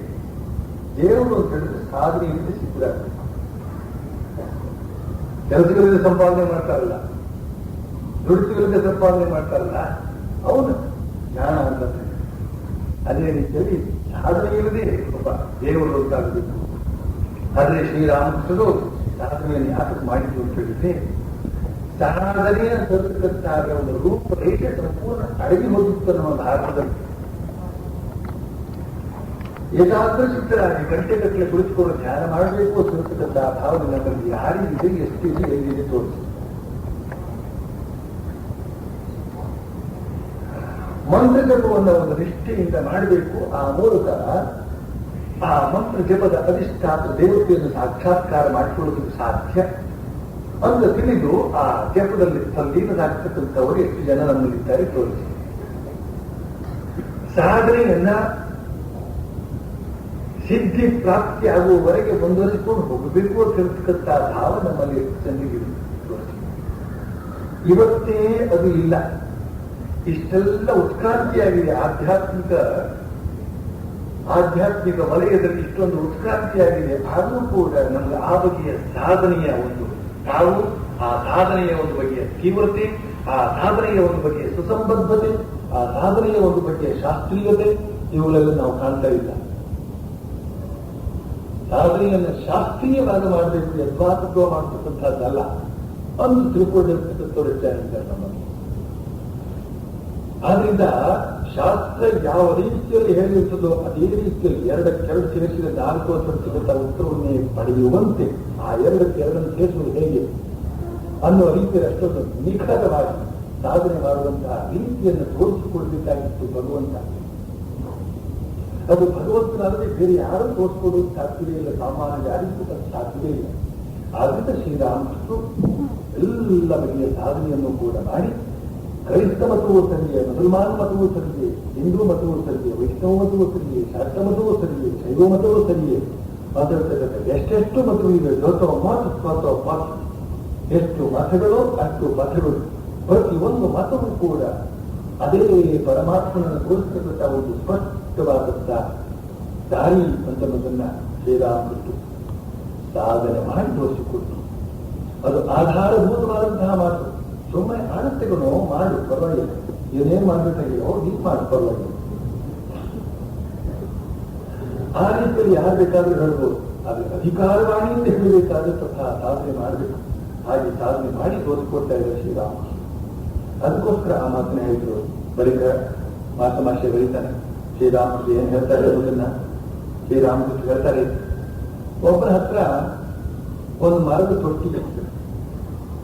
ತಮ್ಮ ಬಟ್ಟೆಗೆ ಬಣ್ಣ ಹಾಕಿಕೊಳ್ಳೋದಕ್ಕೆ ಜನ ಆತನ ಹತ್ತಿರಕ್ಕೆ ಬರ್ತಾ ಇದ್ರು. ಆ ತೊಟ್ಟಿಯಲ್ಲಿ ಬಣ್ಣದ ಒಂದು ಮಿಶ್ರಣ ಇತ್ತು. ಯಾರ್ಯಾರಿಗೆ ಯಾವ್ಯಾವ ಬಣ್ಣದ ಬಟ್ಟೆ ಬೇಕೋ ಈ ಮಿಶ್ರಣದ ಅದ್ದಿದ್ರೆ ಸಾಕು ಆಯಾಯ ಬಣ್ಣದ ಬಟ್ಟೆ ತಯಾರಾಗಿರ್ತಿತ್ತು. ಒಬ್ಬ ಈ ಸೋಜಿಗವನ್ನು ನೋಡಿ ಆ ಸ್ಪೆಷಲಿಸ್ಟ್ ಬಣ್ಣ ಹಾಕುವವನಿಗೆ ಹೇಳಿದ, ನೀನು ತೊಟ್ಟಿಲಿರ್ತಕ್ಕಂತಹ ಬಣ್ಣ ನನಗೆ ಹಾಕ್ಕೊಡು ನೋಡ, ನಿನ್ನ ತೊಟ್ಟಿಲಿರ್ತಕ್ಕಂತಹ ಬಣ್ಣ ಹಾಕ್ಕೊಡು ನನಗೆ ಅಂತ ಹೇಳಿದಂತೆ. ಮಾಸಮಾಶೆಯ ಮುಂದೆ ಬರೀತಾನೆ, ಎಲ್ಲಾ ಧರ್ಮದ ಜನರು ತಮ್ಮ ಹತ್ತಿರ ಬರ್ತಾರೆ ಮತ್ತು ತಮ್ಮ ತಮ್ಮ ಆದರ್ಶಗಳಿಗೆ ತಕ್ಕಂತೆ ಆತ್ಮಜಾಗೃತಿಯನ್ನು ಪಡ್ಕೊಳ್ತಾರೆ ಅಂತನ್ನೋದಾಗಿ ಪರಮಹಂಸರು ಘೋಷಿಸಿದ್ರೇನು? ಇವರೇ ಆ ಬಣ್ಣ ಹಚ್ಚತಕ್ಕಂಥವ್ರು. ಇವರ ಹತ್ರವೇ ಆ ಒಂದು ಬಣ್ಣ ಹಚ್ಚತಕ್ಕಂಥದ್ದು. ಆ ಬಣ್ಣ ಎಂಥ ಬಣ್ಣ ಅದು? ಯಾರಿಗೆ ಯಾವ ಬಣ್ಣ ಬೇಕೋ ಆ ಬಣ್ಣವಾಗಿ ಅದು ಪರಿವರ್ತನೆಗೊಳ್ಳುತ್ತೆ. ಇವರ ಹತ್ರ ಇರ್ತಕ್ಕಂಥ ಆ ಬಣ್ಣ ಒಂದೇ, ಅದು ಪರಬ್ರಹ್ಮ ಬಣ್ಣ ಅಂತ ಬೇಕಾದ್ರೆ. ಆದ್ರೆ ವೈಷ್ಣವರು ಶ್ರೀರಾಮಕೃಷ್ಣರ ಬಳಿಗೆ ಬಂದ್ರೆ ವೈಷ್ಣವರ ರೀತಿಯ ಬಣ್ಣ, ಶಾಕ್ತರು ಬಂದರೆ ಶಾಕ್ತರ ರೀತಿಯ ಬಣ್ಣ, ಶೈವರು ಬಂದರೆ ಶೈವರ ರೀತಿಯ ಬಣ್ಣ, ಮುಸಲ್ಮಾನರು ಬಂದರೆ ಅದಕ್ಕೆ ಸಂಬಂಧಪಟ್ಟಂತಹ ಬಣ್ಣ. ಯಾರೇ ಬರಲಿ ಅದಕ್ಕೆ ಸಂಬಂಧಪಟ್ಟಂತಹ ರೀತಿಯ ಭಾವಭಕ್ತಿಯನ್ನ ಒದಗಿಸಿಕೊಡಬಲ್ಲವರು ಅಂತ ಅರ್ಥ. ಶ್ರೀರಾಮಕೃಷ್ಣ ಬಳಿಗೆ ಶಾಕ್ತರು ಬರಬಹುದು, ಶೈವರು ಬರಬಹುದು, ವೈಷ್ಣವರು ಬರಬಹುದು, ಶಿವೈಷ್ಣವರು ಬರಬಹುದು, ಅದ್ವೈತಿಗಳು ಬರಬಹುದು, ವಿಶಿಷ್ಟಾದ್ವೈತಿಗಳು ಬರಬಹುದು, ದ್ವೈತಿಗಳು ಬರಬಹುದು, ಆಮೇಲೆ ಕ್ರೈಸ್ತರು ಬರಬಹುದು, ಮುಸಲ್ಮಾನರು ಬರಬಹುದು, ಇನ್ಯಾರ್ಯಾರಿದ್ದಾರೆ ಅವರೆಲ್ಲರೂ ಬರಬಹುದು. ಯಾಕೆಂತಂದ್ರೆ ಅವರವರಿಗೆ ಬೇಕಾದ ರೀತಿಯಲ್ಲಿ ಅವರವರ ದಾರಿಯಲ್ಲಿ ಮುಂದುವರಿಸಿಕೊಂಡು ಹೋಗಬಲ್ಲಂತಹ ಶಕ್ತರು ಶ್ರೀರಾಮಕೃಷ್ಣ. ಯಾವ ದಾರಿಯನ್ನು ಕೂಡ ಅಲ್ಲಗಳೆಯುವವರಲ್ಲ ಅವರು. ಇದು ಮಾತ್ರವೇ ಸರಿಯಿರತಕ್ಕಂತಹ ಸಂಕುಚಿತವಾದ ವಾದವನ್ನು ಒಡ್ಡುವವರಲ್ಲ. ಭಗವಂತನ ಶಕ್ತಿಗೆ ಮಿತಿ ಇಲ್ಲ, ಭಗವಂತನನ್ನ ಸೇರುವ ದಾರಿಗೆ ಸಂಖ್ಯೆ ಇಲ್ಲ, ಇಂತಿದ್ದೇ ಸಂಖ್ಯೆ ಅಂತಿಲ್ಲ ಅಂತನ್ನುವರವರು. ಸ್ವಾಮಿ ವಿವೇಕಾನಂದನಕ್ಕೂ ಶ್ರೀರಾಮಕೃಷ್ಣರ ಈ ಭಾವವನ್ನ ಗ್ರಹಿಸಿಕೊಂಡು ಹೇಳಿದರು. ಹೀಗೆ ಇರ್ತಕ್ಕಂಥ ಮತಗಳು ಧರ್ಮಗಳು ಏನೇನೋ ಸಾಲು. ಒಬ್ಬೊಬ್ಬರಿಗೂ ಒಂದೊಂದು ಧರ್ಮ ಇರಬೇಕು, ಒಬ್ಬೊಬ್ಬರಿಗೂ ಒಂದೊಂದು ಮತ ಇರಬೇಕು, ಆಗಿದ್ದು ಸರಿ ಇರಬೇಕು. ನಿಜಕ್ಕೂ ಕೂಡ ಎಷ್ಟು ಮತಗಳು ಅಷ್ಟು ಮತಗಳು. ಒಬ್ಬೊಬ್ಬ ಮನುಷ್ಯನ ಮನಸ್ಸಿನ ರೀತಿ ನೀತಿಗಳೇ ಬೇರೆ ಬೇರೆ. ಆದ್ದರಿಂದ ಪ್ರತಿಯೊಬ್ಬ ಮನುಷ್ಯನು ಕೂಡ ಆ ಪರಮಾತ್ಮನನ್ನು ತನ್ನದೇ ಆದ ರೀತಿಯಿಂದ ಹೋಗಿ ಸೇರುವುದಕ್ಕೆ ಬೇಕಾದಂತಹ ಸ್ವಾತಂತ್ರ್ಯವನ್ನು ಪರಮಾತ್ಮ ಕೊಟ್ಟಿದ್ದಾನೆ. ಯಾರ ಸ್ವಾತಂತ್ರ್ಯವನ್ನು ಕೂಡ ಇತರರು ಅಲ್ಲಗಳೆಯುವಂತಿಲ್ಲ, ಅಲ್ಲಗಳೆಯಬೇಕಾಗಿಲ್ಲ. ಸ್ವಯಂ ಪರಮಾತ್ಮನೇ ಅಲ್ಲಗಳಿಗೆ ಇರುವಾಗ ಬಾಕಿ ಉಳಿದವರಲ್ಲೇ ಯಾಕೆ ಅಧಿಕ ಪ್ರಸಂಗ ಮಾಡಬೇಕು? ಅವರವರ ಭಾವದಿಂದ ಹೋಗಿ ಪರಮಾತ್ಮನ ಸೇರುವುದಕ್ಕೆ ಅವಕಾಶ ಇದೆ ಅಂತ ನಮ್ಮ ಮಾತನ್ನು ಶ್ರೀರಾಮಕೃಷ್ಣರು ನಮ್ಮ ಜೀವನದಲ್ಲಿ ಸ್ಪಷ್ಟಪಟ್ಟಿದ್ದಾರೆ. ಅದನ್ನೇ ಮಾತಮಾಶೆ ವಿದ್ಯೆ ಹೇಳ್ತಾರೆ. ಈಗ ಮಾತಮಾಶೆ ಬರೀತಾನೆ, ಶ್ರೀರಾಮಕೃಷ್ಣರು ಬಲರಾಮನ ತಂದೆಗೆ ನೇರವಾಗಿ ಹೇಳ್ತಾರಂತೆ, ನೀನು ಇನ್ಮೇಲೆ ಪುಸ್ತಕಗಳನ್ನು ಓದುವ ಗೋಚರು ಹೋಗಬೇಡ, ಆದರೆ ಚೈತನ್ಯ ಚರಿತಾಮೃತದಂತಹ ಭಕ್ತಿಶಾಸ್ತ್ರಗಳನ್ನು ಬೇಕಾದ್ರೂ ಓದು ಅಂತ.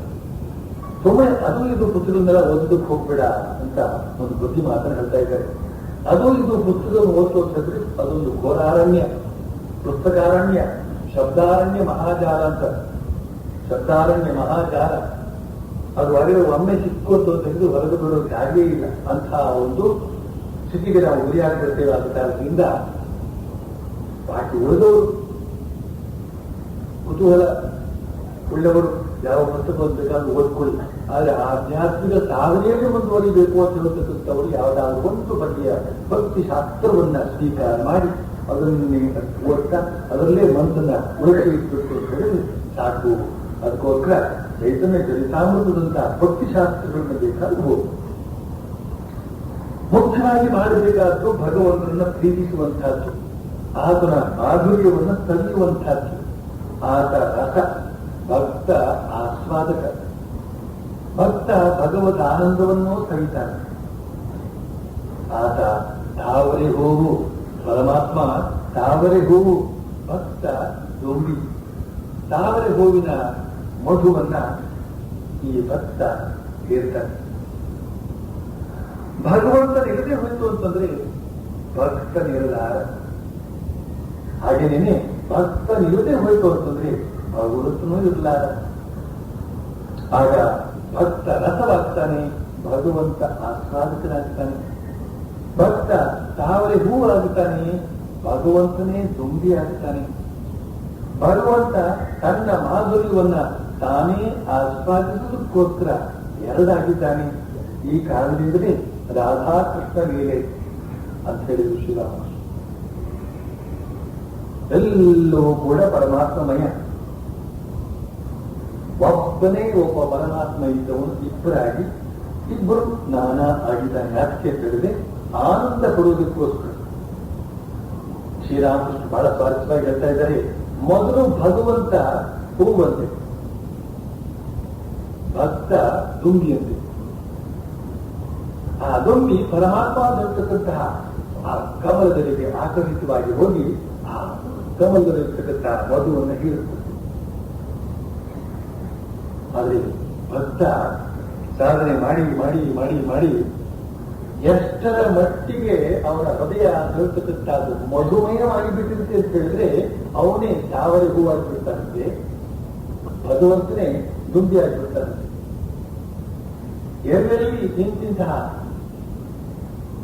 ಮಧುರವಾದಂತಹ ಮಧು ಸೇರಿರುವಂತಹ ಕಮಲದಂತೆ ಇರುವಂತಹ ಭಕ್ತರಿರ್ತಾರೋ ಅಲ್ಲಿಗೆ ಭಗವಂತನೇ ಧಾವಿಸಿ ಬರ್ತಾನೆ. ಹೂವಿರುವ ಬಳಿಗೆ ಭ್ರಮರ ಬರುವಂತೆ. ಬಳಿಕ ಶ್ರೀರಾಮಕೃಷ್ಣ ಮಾತನ್ನು ಮುಂದುವರಿಸ್ತಾ ಇರ್ತಾರೆ. ಆಧ್ಯಾತ್ಮಿಕ ಜೀವನದ ಮೊದಲಲ್ಲಿ ತೀರ್ಥಯಾತ್ರೆ, ವರಲಿ ರುದ್ರಾಕ್ಷಿ ಅಥವಾ ತುಳಸಿ ಮಾಲೆ ಮಾಡಿ ಇವೆಲ್ಲ ಆಚರಿಸಬೇಕು. ವಸ್ತುಲಾಭ ಆಯ್ತು ಅಂತಂದ್ರೆ, ಭಗವದ್ ದರ್ಶನ ದೊರೆಯಿತು ಅಂದ್ರೆ ಬಾಹ್ಯಾಡಂಬರ ಕ್ರಮೇಣ ಕಡಿಮೆ ಆಗ್ಬಿಡುತ್ತೆ. ಬಳಿಕ ಉಳಿದುಕೊಳ್ಳುವ ಕೆಲಸ ಏನಪ್ಪಾ ಅಂತಂದ್ರೆ ಆತನ ನಾಮಜಪ ಮಾಡೋದು ಮತ್ತು ಸ್ಮರಣ ಮನನ. 16 ರೂಪಾಯಿಗಳ ಕಾಸು, 16 ರೂಪಾಯಿಗಳ ಕಾಸುಗಳನ್ನೇ ಮಾಡಿ ಒಂದ್ ಕಡೆ ಹಾಕಿದ್ರೆ ಅದು ದೊಡ್ಡ ಗುಡ್ಡೆಯೇ ಆಗಿಬಿಡುತ್ತೆ. ಅವನ್ನೆಲ್ಲ ರೂಪಾಯಿಯಾಗಿ ಪರಿವರ್ತಿಸಿದರೆ ಆಗ ಅವು ಒಂದು ದೊಡ್ಡ ಗುಡ್ಡೆಯಾಗಿ ಕಾಣೋದಿಲ್ಲ. ಅವುಗಳಿಗೆ ಬದಲು ಒಂದು ಮೊಹರು ಪಡ್ಕೊಂಡ್ರೆ ಆ ಗುಡ್ಡೆ ಎಂಥ ಪುಟ್ಟ ಅವಸ್ಥೆಗೆ ಬಂದ್ಬಿಡುತ್ತೆ. ಆ ಮೊಹರಿಗೆ ಬದಲು ಒಂದು ವಜ್ರ ಪಡ್ಕೊಂಡ್ಬಿಟ್ರೆ ಅದು ಜನರ ಕಣ್ಣಿಗೆ ಬೀಳೋದೇ ಬಂದ್ಬಿಡುತ್ತೆ. ಶ್ರೀರಾಮಕೃಷ್ಣ ಇದೊಂದು ಉದಾಹರಣೆಯಾಗಿ ಕೊಡ್ತಾ ಇದ್ದಾರೆ. 16 ರೂಪಾಯಿಗಳನ್ನ ಚಿಲ್ಲರೆ ಮಾಡಿ ಒಂದೊಂದೇ ಕಾಸು, 1 ರೂಪಾಯಿಗೆ ಎಷ್ಟು ಕಾಸು? 100 ಕಾಸು. ಇವತ್ತಿನ ಪ್ರಕಾರ ಆ 100 ಕಾಸನ್ನ ಪ್ರಕಾರ 16 ರೂಪಾಯಿಗೆ ಎಷ್ಟು ಕಾಸು ಆಗುತ್ತೆ? ಅದನ್ನೆಲ್ಲ ಒಂದು ಕಡೆ ರಾಶಿ ಹಾಕಿದ್ರೆ ಎಷ್ಟು ದೊಡ್ಡ ದುಡ್ಡೇ ಆಗುತ್ತೆ.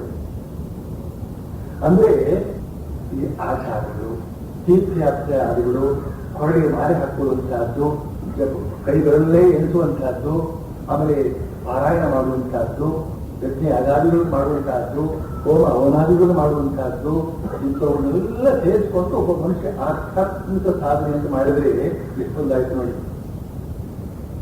ಅಷ್ಟೆಲ್ಲ ಮಾಡ್ಬೇಕಾ? ಆಧ್ಯಾತ್ಮಿಕ ಸಾಧಕಾತ್ಮಕ ಇಷ್ಟೆಲ್ಲ ಮಾಡ್ಬೇಕಾ?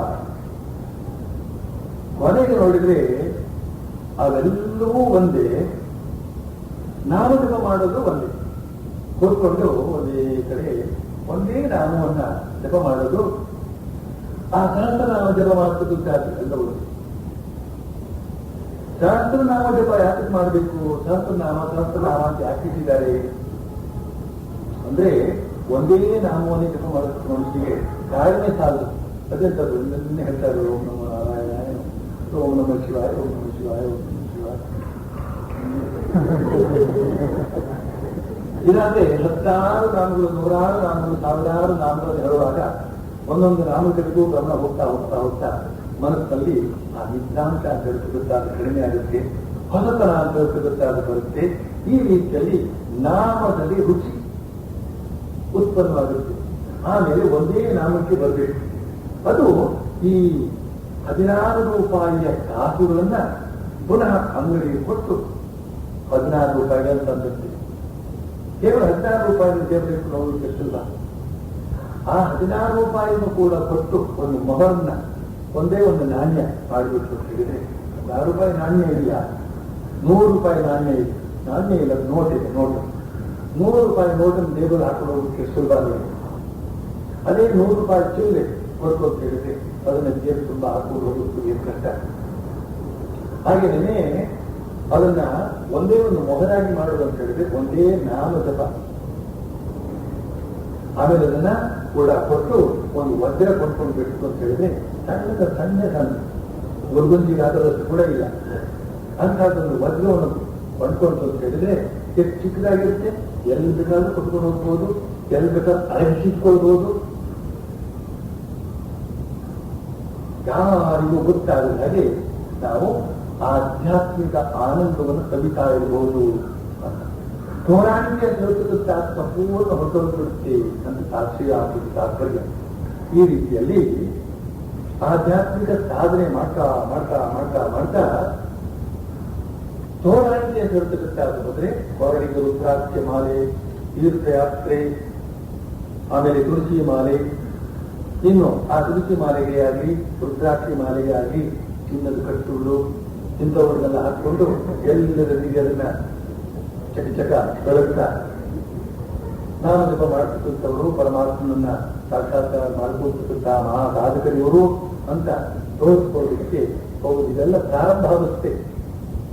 ಆದರೆ ಆ ಸಾಧನೆಯನ್ನು ಮುಂದುವರಿತಾ ಅತ್ಯಂತ ಅಂತರಂಗದಲ್ಲಿ ಆ ಪರಮ ಪವಿತ್ರನಾದಂತಹ ಪರಮಾತ್ಮನನ್ನ ಅನುಭವಿಸಬೇಕು, ಗುಟ್ಟಾಗಿ ಅನುಭವಿಸಬೇಕು. ಮಾನ್ ಟು ದ್ಯಾಟ್ ಆರ್ ಹ್ಯಾವಿಂಗ್ ಇನ್ಯಾರು ನೋಡೋದು ಬೇಡ. ಓ ಮನಸ್ಸೇ, ನನ್ನ ದೇವರನ್ನ ನಾನು ನೋಡ್ತೇನೆ ಮತ್ತು ನೀನು ನೋಡು. ಈ ಜಪ ಮಾಡಿದವರಲ್ಲ, ನೀನು ನೋಡು, ನಾವಿಬ್ಬರೇ ನೋಡೋಣ, ಯಾರಿಗೆ ತೋರಿಸೋದು ಬೇಡ ಅಂತ ಸ್ಥಿತಿ.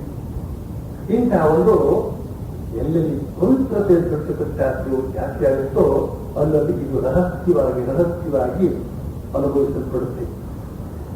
ಅದು ಒಂದು ರಹಸ್ಯ. ಹೀಗೆ ಶ್ರೀರಾಮಕೃಷ್ಣರು ಈ ಒಂದು ಉದಾಹರಣೆ ಕೊಟ್ಟು ಮನುಷ್ಯ ಸಾಧನೆ ಮಾಡ್ತಾ ಮಾಡ್ತಾ ಮಾಡ್ತಾ ಅವನು ಅಂತರಂಗದೊಳಕ್ಕೆ ಪ್ರವೇಶ ಮಾಡ್ತಾನೆ. ಅವನ ಸಾಧನೆಯನ್ನು ತರ್ತಕ್ಕಂಥದ್ದು ಅಂತರಂಗದಲ್ಲಿ ಸೀಮಿತವಾಗಿ ನಡೆಸಿದೆ. ಬಹಿರಂಗವಾಗಿ ನೋಡ್ತು ಅಂತ ಹೇಳಿದ್ರೆ ಎಲ್ಲರಂತೆ ಓಡಾಡಿಕೊಂಡಿರ್ತಾನೆ ಅಂತನ್ನುವ ಒಂದು ಲಕ್ಷಣವನ್ನ ತೋರಿಸ್ತಾರೆ ಅಂತ ಹೇಳಿ ಇಂದಿನ ಉಪನ್ಯಾಸವನ್ನ ಇದಕ್ಕೆ ಮುಗಿಸಿ